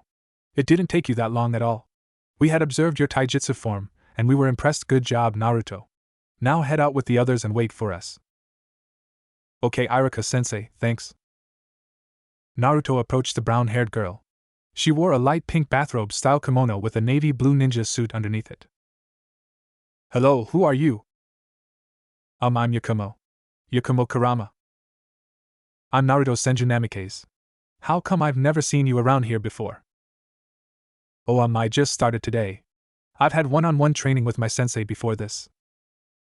Cool, well, glad to have you here, Yakumo. Thank you, Naruto, she said with a small smile. The rest of the students began to filter through with scratches and bruises. Okay, as some of you figured out, this test was also a genjutsu test, so congratulations to those of you who figured it out. Now on to the third test. Weapons throwing. You will be given 5 shuriken and 5 kunai. Each ring on the targets count in a point sequence. The bullseye is worth 5 and subtract 1 point per outside ring. How about you start, Kiba? Kiba went first, and after a short bragging session he managed to score a 36, much to his dismay and everyone else's pleasure. Next went a boy Naruto had never actually spoken to named Akihiko. He scored a 47 and walked away with a smile. Eventually it was Sasuke's turn and the Uchiha managed to score a perfect 50. Next was Naruto, and when he picked up his kunai he noticed that they were only slightly off balance. He adjusted his throw and aim and tied Sasuke's perfect score. Good job, everyone. Now we have one more test. For your ninjutsu test we will call you in one by one and you will perform the clone jutsu, the replacement jutsu, and the transformation jutsu, as well as one jutsu of your own choice. Afterwards we will tell you if you passed or failed. Good luck to each and every one of you. I am very happy with all of your performances so far. Naruto sat and watched as each of his classmates went into the room and came out with their leaf headband. He was nervous for passing this final test, and he wanted to make his mother and brother proud. He wondered if his real parents were watching him right now, proud of his trying to become a shinobi like they were. Sasuke Uchiha. Sasuke stood up and walked towards the door. Kick-ass Sasuke. Sasuke just smirked at his friend and entered the room. After a few minutes, Sasuke came back out with his headband around his forehead. Yay, Sasuke did it! His fangirls began to shout. Naruto pushed past them, walked up to his friend. Great job, Sasuke. Now it's your turn, Naruto. Naruto Senju, Namikaze. His name was called. Naruto walked past Sasuke to go into the room. You got this, Naruto. See ya on the other side, Uchiha. The doors closed behind him and Naruto walked up to Iruka and Mizuki's desks. Okay, Naruto, start with the transformation jutsu, Iruka told him. Transform. Naruto turned into a carbon copy clone of Iruka, perfect even to the scar across his nose. Great job, Naruto. Now the replacement jutsu. Naruto channeled chakra through his body and switched spots in the room with a nearby chair in time to dodge a blunt kunai thrown by Mizuki. Good, Naruto, but a little bit of a close call, Iruka said. Now let's see your clones. Iruka-sensei, is it alright if I do a different type of clone? Why do you ask, Naruto? He thought back to what Jiraiya had told him when he taught him this new technique. My chakra reserves are too high for me to form a proper clone, so I have a more advanced clone jutsu. Okay, then go ahead, Naruto. Shadow Clone Jutsu. Several copies of Naruto appeared in the room. Instead of being ethereal like clones, these were actual solid copies of himself. Amazing, Naruto, this is an extremely advanced jutsu. Okay, then now we just need to see one other jutsu, Naruto, Mizuki said to him. Okay. Naruto made a few hand signs and then shouted out. Water style, drilling water bullet jutsu. Naruto shot a burst of water out of his mouth towards a small training dummy that crashed into it and tore the dummy from its post. Very impressive, Naruto. I didn't know you had a water affinity, Iruka said to him. Actually, I don't know if I do. I've never tested it before. Well, regardless, Naruto Senju Namikaze, I am proud to say you passed at the top of the class alongside Sasuke Uchiha. Here is your headband. You are now a genin of Konoha. Thank you, Iruka-sensei, Mizuki-sensei. Naruto walked out of the doors as he put on his new headband. Sasuke stood waiting for him, and when he saw Naruto's headband, he smiled. They waited for everyone else to finish the test before they started walking towards the exit. So everyone passed. It looks that way, Sasuke said. And we passed at the top, Naruto added. Did you ever think we wouldn't? Sasuke asked with fake egocentrism. Shut up, Uchiha. You first, Namikaze. The two friends walked together out of the school. They saw Itachi and Yamato standing together outside and both brothers had boxes in their hands. Itachi, what are you doing here? Sasuke asked. You too, Yamato? Naruto asked as well. Well, we had a sneaky feeling that you guys would pass with flying colors, Yamato started.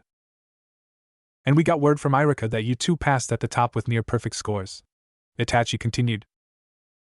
193 out of 200 is amazing, Yamato said proudly. So we got you two a gift, Itachi finished. What is it? Naruto asked. Yamato and Itachi gave their respective brothers their boxes. The two boys opened them up to find Chikudo swords, with sheaths and belts. Wow, this is awesome! Naruto exclaimed. Itachi, this is great. Sasuke thanked his brother. They were made from special metal that allow you to channel your chakra into them, Yamato explained. It makes them very valuable and very deadly, so don't play with them like toys. These are real swords, and now that I am no longer Umbu captain, I can train you with them, Itachi said.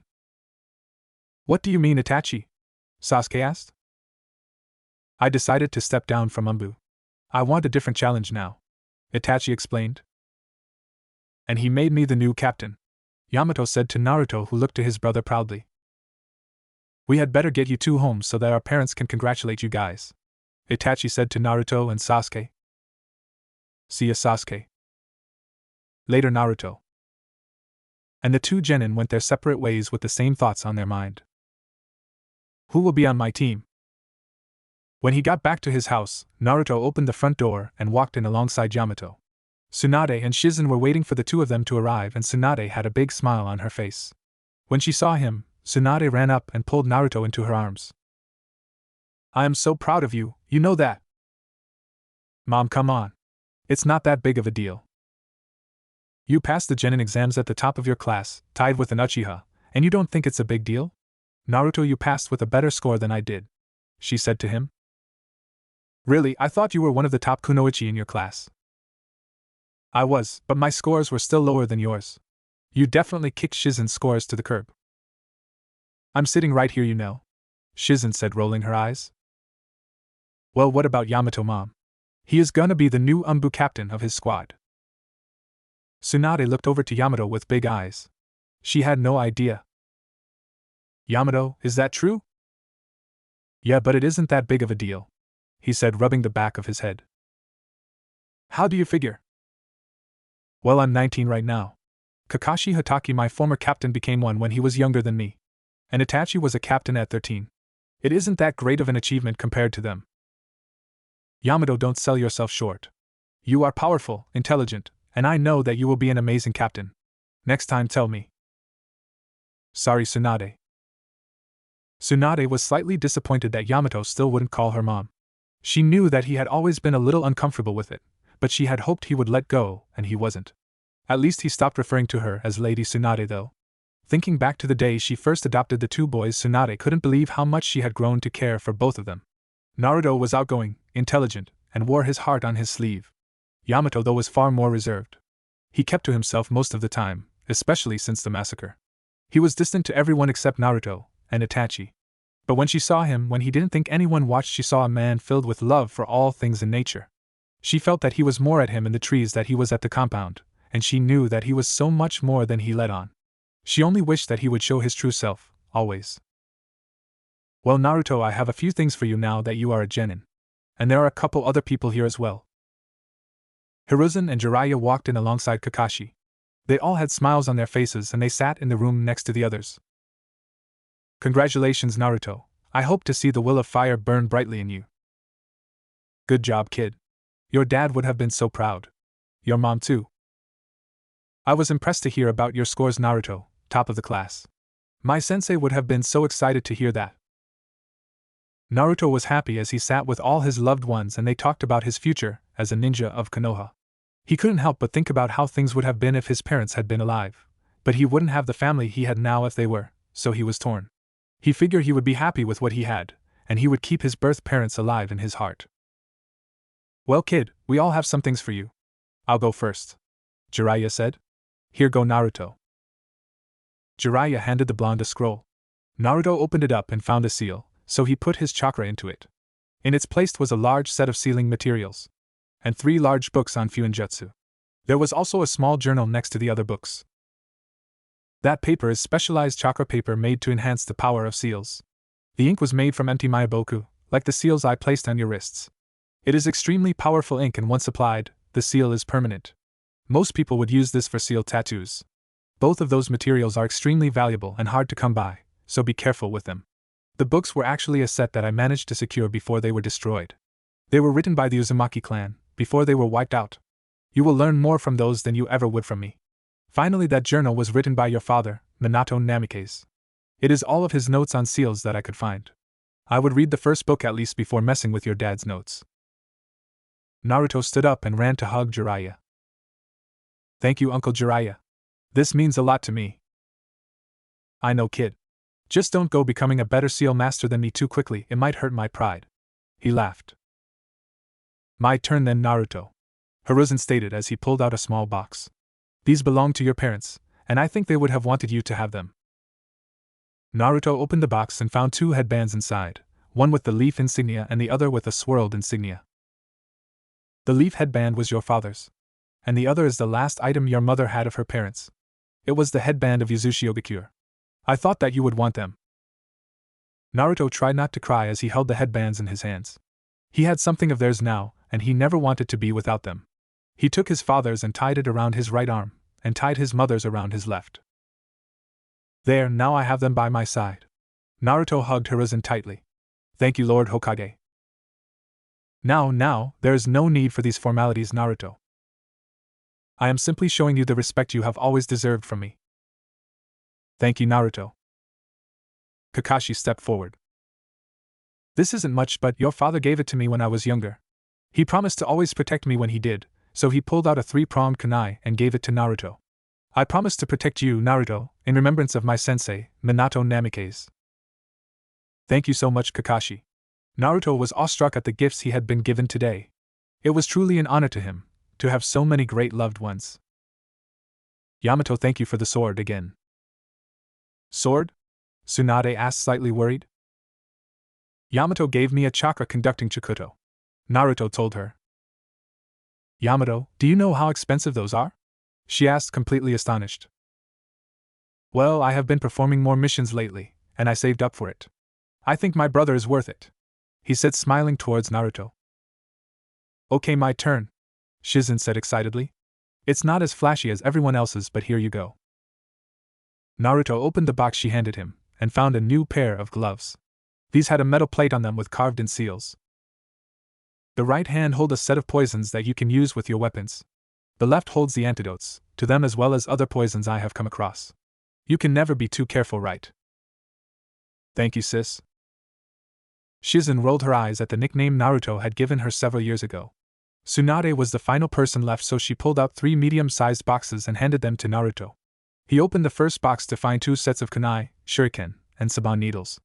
As he picked them up, he found that there was a slight weight discrepancy between the 2 sets. The first set are regular weapons, the second like your sword, conduct chakra.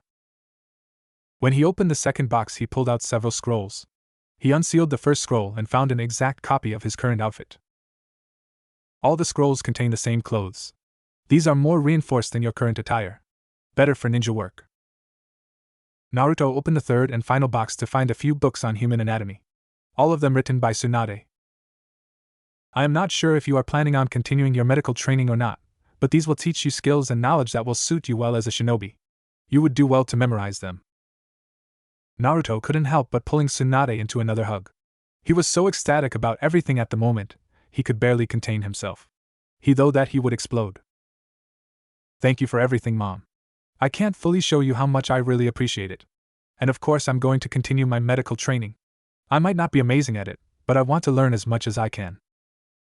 Then I will just have to make sure you do. I love you, Mom. I love you too, Naruto. Yamato waited until after everyone had left to grab Tsunade and pull her aside. What's on your mind, Yamato? I know that this might not be easy, but now that Naruto is a genin, I think that it's time for me to find a place of my own. Tsunade knew that this topic would be brought up, but part of her didn't want him to actually leave. She knew how much she and Naruto would miss having him around. Are you sure, Yamato? Yes, I need to find my own path now. I love you and Naruto, but I need to find myself now. I will still be here for both of you, and of course I still want to help Naruto, but I believe that this is the right time. Tsunade fought back tears, and she walked over to a small desk. She opened it up and pulled out a set of keys. I knew that this would be coming soon. Here, these are keys to a house a few doors down. If you want to continue living in the clan compound, then the house will be yours. Are you sure? You are my son, and by birth or not, you are a senju. I would want nothing more than for you to live in this compound. Thank you, Tsunade, Yamato said as he pulled her into a hug. Tsunade didn't let him see her frown. You have to tell Naruto, though. I will after his test. I don't want to cloud his mind. Okay, good. Naruto sat on his floor and meditated. He had spoken to everyone that he cared about except for one. As he meditated, he felt himself go into his mindscape. He sat in front of the large cell, in the sewer, that contained Kurama. Hello, Kit. Hey, Kurama. I see that you passed your genin exams, good job, but I hope you don't think you're home free yet. I don't, Kurama, I know that there is more to come. Naruto looked around and frowned. This place is so dark and wet. How can you stand it in here, Kurama? Well, no one has really cared about my living conditions before, so I am fairly used to it, Kit. Kurama, you know that I want you to be comfortable in here. Is there anything that I can do to help? Kit, this is your mindscape. If you wanted to change it, you could. Really? Naruto closed his eyes and pictured the room he was in right now. Kurama watched with fascination as the bricks that held the room together began to fly away from the wall, each one releasing light into the dark and dreary room. The wet ground began to evaporate away and was replaced by blades of grass that emerged from the cracking floor. The bars in front of him began to disappear, and he felt a collar form around his neck. Once all of the bricks had been pulled away, Kurama had to shield his eyes from the blinding light. Once he finally looked, he saw a wide open field with a large forest to one side and a lake to the other. He was astonished at how peaceful and serene everything looked. Is this better, Kurama? Kit, this is I thank you, Naruto. Naruto smiled up at the happy towering fox in front of him. He suddenly felt very tired though, so he decided to cut this visit short. Well, Kurama, tomorrow I find out what my team will be, so I'm gonna get some sleep. Okay, Kit, I'll be enjoying myself a little more, Kurama said as he ran into the forest. Naruto shook his head and left his mindscape. It didn't take him long at all to fall asleep. The next day, Naruto sat in his chair alongside Sasuke, waiting for everyone else to show up. The two talked about what happened at each other's homes after graduation. Naruto was currently admiring his sword, while Sasuke looked his over as well. Hey Naruto, Sasuke, you guys are here already. Naruto looked over to see a yawning Shikamaru walk in with Choji. Hey guys. What you got there, Naruto? Choji asked as he pulled out some chips. Oh, Itachi and Yamato got me and Sasuke Chikutos, he answered. That's cool, Choji replied. So you guys are gonna learn some kenjutsu, what a drag. As if you guys aren't strong enough already. You're just jealous, Naro. Sasuke jabbed jokingly. Of you Uchiha you wish, Shikamaru replied. More genin began to filter their way into the room as they waited for Iruka to show up. Hi Sasuke, hi Naruto. Naruto looked up to find Sakura Haruno walking towards the two of them.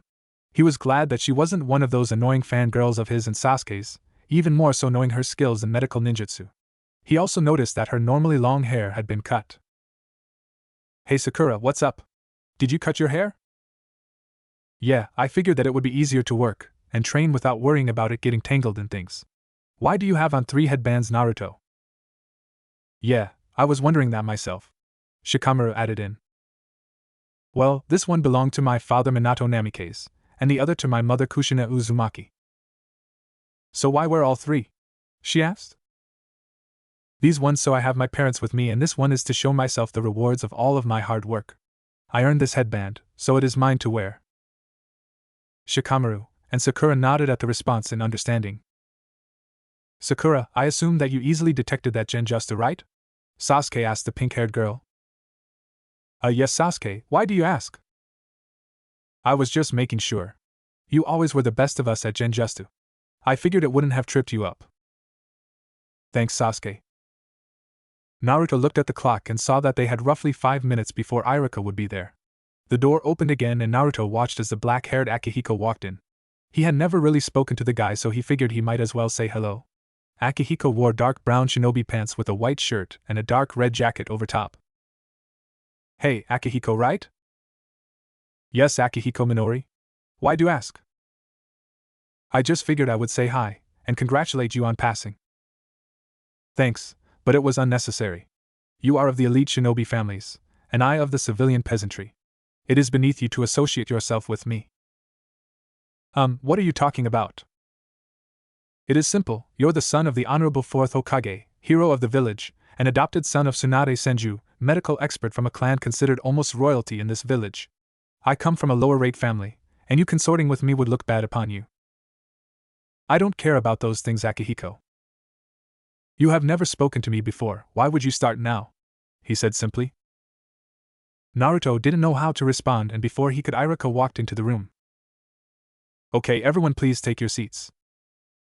Naruto walked back over to Sasuke, still confused by Akihiko's reaction. Iruka waited until everyone sat and he smiled up at the class.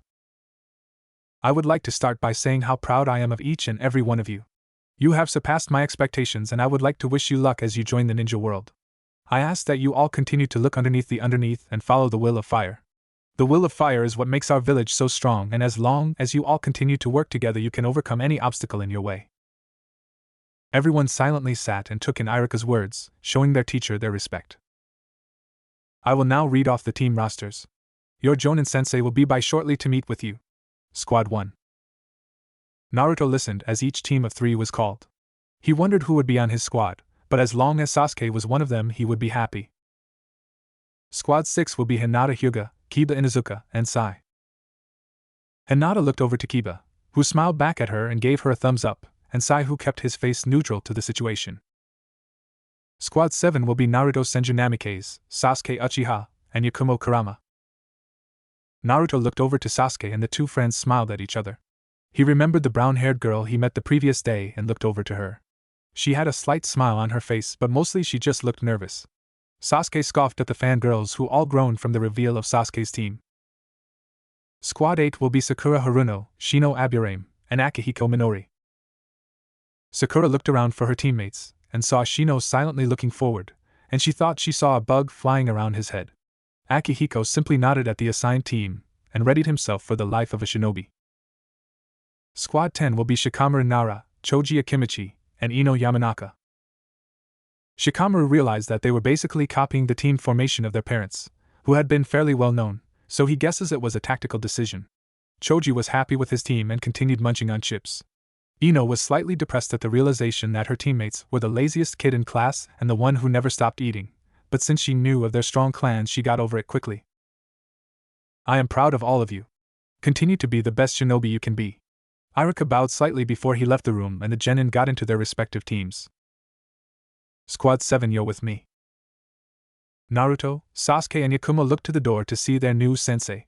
Naruto and Sasuke raised their eyes as they saw. I am proud of all of you.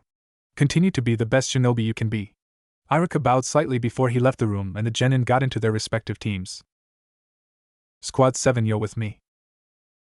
Naruto, Sasuke and Yakumo looked to the door to see their new sensei. Naruto and Sasuke raised their eyes as they saw Itachi Uchiha walk into the room. He was wearing the traditional Leaf Jonin uniform, except his shirt was all black with the Uchiha fan symbol on both shoulders. Sasuke was shocked to say the least. He never figured that his older brother would be their squad's Jonin sensei. How about you three meet me outside in, say, 3 minutes? He nodded to the genin and burst into a murder of crows. Whoa, we definitely got the coolest sensei to say the least. Wouldn't you agree, Sasuke? Naruto said to his friend. Yeah, but why? Are you complaining? No. I just wasn't expecting my brother to be my sensei. Hey, you guys? Yakumo spoke up. Maybe we shouldn't be late meeting with sensei. Naruto and Sasuke agreed and the three made their way outside. Naruto looked at the clock above the exit, and they had just made it on time. Itachi stood outside and he looked slightly disappointed. Well, we're here, Itachi, Sasuke announced. Right on time as well, so you're late. And you will address me as Sensei, Sasuke, Itachi told him with a slightly cold stare. What, how are we late, Itachi? You said 3 minutes? Naruto asked. Again, you three shall address me as Sensei while I am your teacher, Naruto. And I want you to be in the habit of showing up early. I said 3 minutes to see if you would just follow the order or take the initiative to be early. Obviously, I found out my answer, he coldly replied. Excuse me, Sensei, but how were we supposed to know that? Yakumo asked. It is called seeing underneath the underneath, Yakumo Kurama. As you well know, my little brother and his best friend are on this squad. As such, they should know that I expect nothing but the best from them. Slacking off will not impress me in the slightest. Itachi, why are you acting like this? Sasuke asked as he started to get angry. Yeah, the Itachi we knew would never act like this towards us. So you think that you are ready to be genin, though you cannot even follow a simple command by your sensei. I have told you to call me sensei, and 2 of you obviously are incapable of listening. Therefore none of you will be genin. I hereby strip you of all rank, and ban you from returning to the academy. As he said this, his eye flashed red and he caught the gaze of all 3 genin. Naruto walked away completely confused and angry. His dream was being taken from him, and he didn't understand why. Yeah, he didn't completely listen to Itachi, but it was just something he needed to get used to. As he walked, he saw Ichiraku's in front of him. The place had become his one true vice and he was starving. He felt like maybe if he got some ramen he could think better. As he approached, he heard footsteps behind him. Hey Naruto, you came here too? Sasuke and Yakumo were approaching him. Sasuke? What are you doing here? You hate ramen? I figured we 3 could talk and see what exactly we did wrong. That sounds like a good plan, Yakumo agreed. Okay, then let's get some ramen together. As Naruto turned back to the ramen stand, he heard shattering inside. Then he heard Ayam, the owner's daughter, scream for help, so he ran inside along with his team.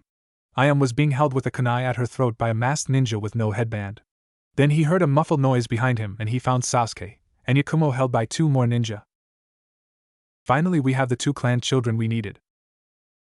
You stay right here, kid, otherwise I will kill the girl, just like her dear old dad, the ninja holding Ayam said. But Naruto, me and Yakumo can handle ourselves, protect the civilian, that is your mission. Forget about us, Sasuke said, and then the ninja started to move away before they leapt into the air. Naruto looked to Ayam, and back to where his teammates were. What do I do? Sasuke was sitting alone on a bench. He was going over in his mind everything that Itachi had said to them. He was right. Sasuke wouldn't listen and he failed to see through what his brother wanted. He felt like Itachi would be easier on him because they were brothers. Hey Uchiha. What do you want, Naruto? Just seeing how you were holding up. I'm fine. I just feel so stupid. I've ruined my future. I don't think it's that bad. We just have to talk to the Hokage. I mean, I'm the last Senju and son of the 4th Hokage, and you're a freaking Uchiha. He won't ban us from becoming ninja. Naruto, what are you talking about? You would never use your heritage like that. Well, crap, I was counting on you not caring enough. Oh well. The fake Naruto dropped his transformation technique and Sasuke instantly recognized the man in front of him from pictures he was shown. The chin scar, the bandaged eye, and the useless arm wrapped up and in a sling. This man was the ex-advisor to the Hokage, Danzo Shimura. The man who orchestrated the Uchiha massacre. Hello there, young Uchiha.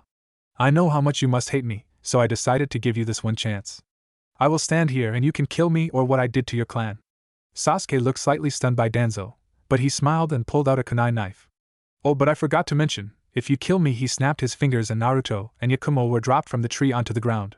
Then your team will be eliminated by my Umbu. So Uchiha, what do you choose? Sasuke panicked as he saw Naruto and Yakumo unconscious in front of him. Danzo was completely exposed and Sasuke knew that this would be his only chance, but if he did, then what would he do? Damn it.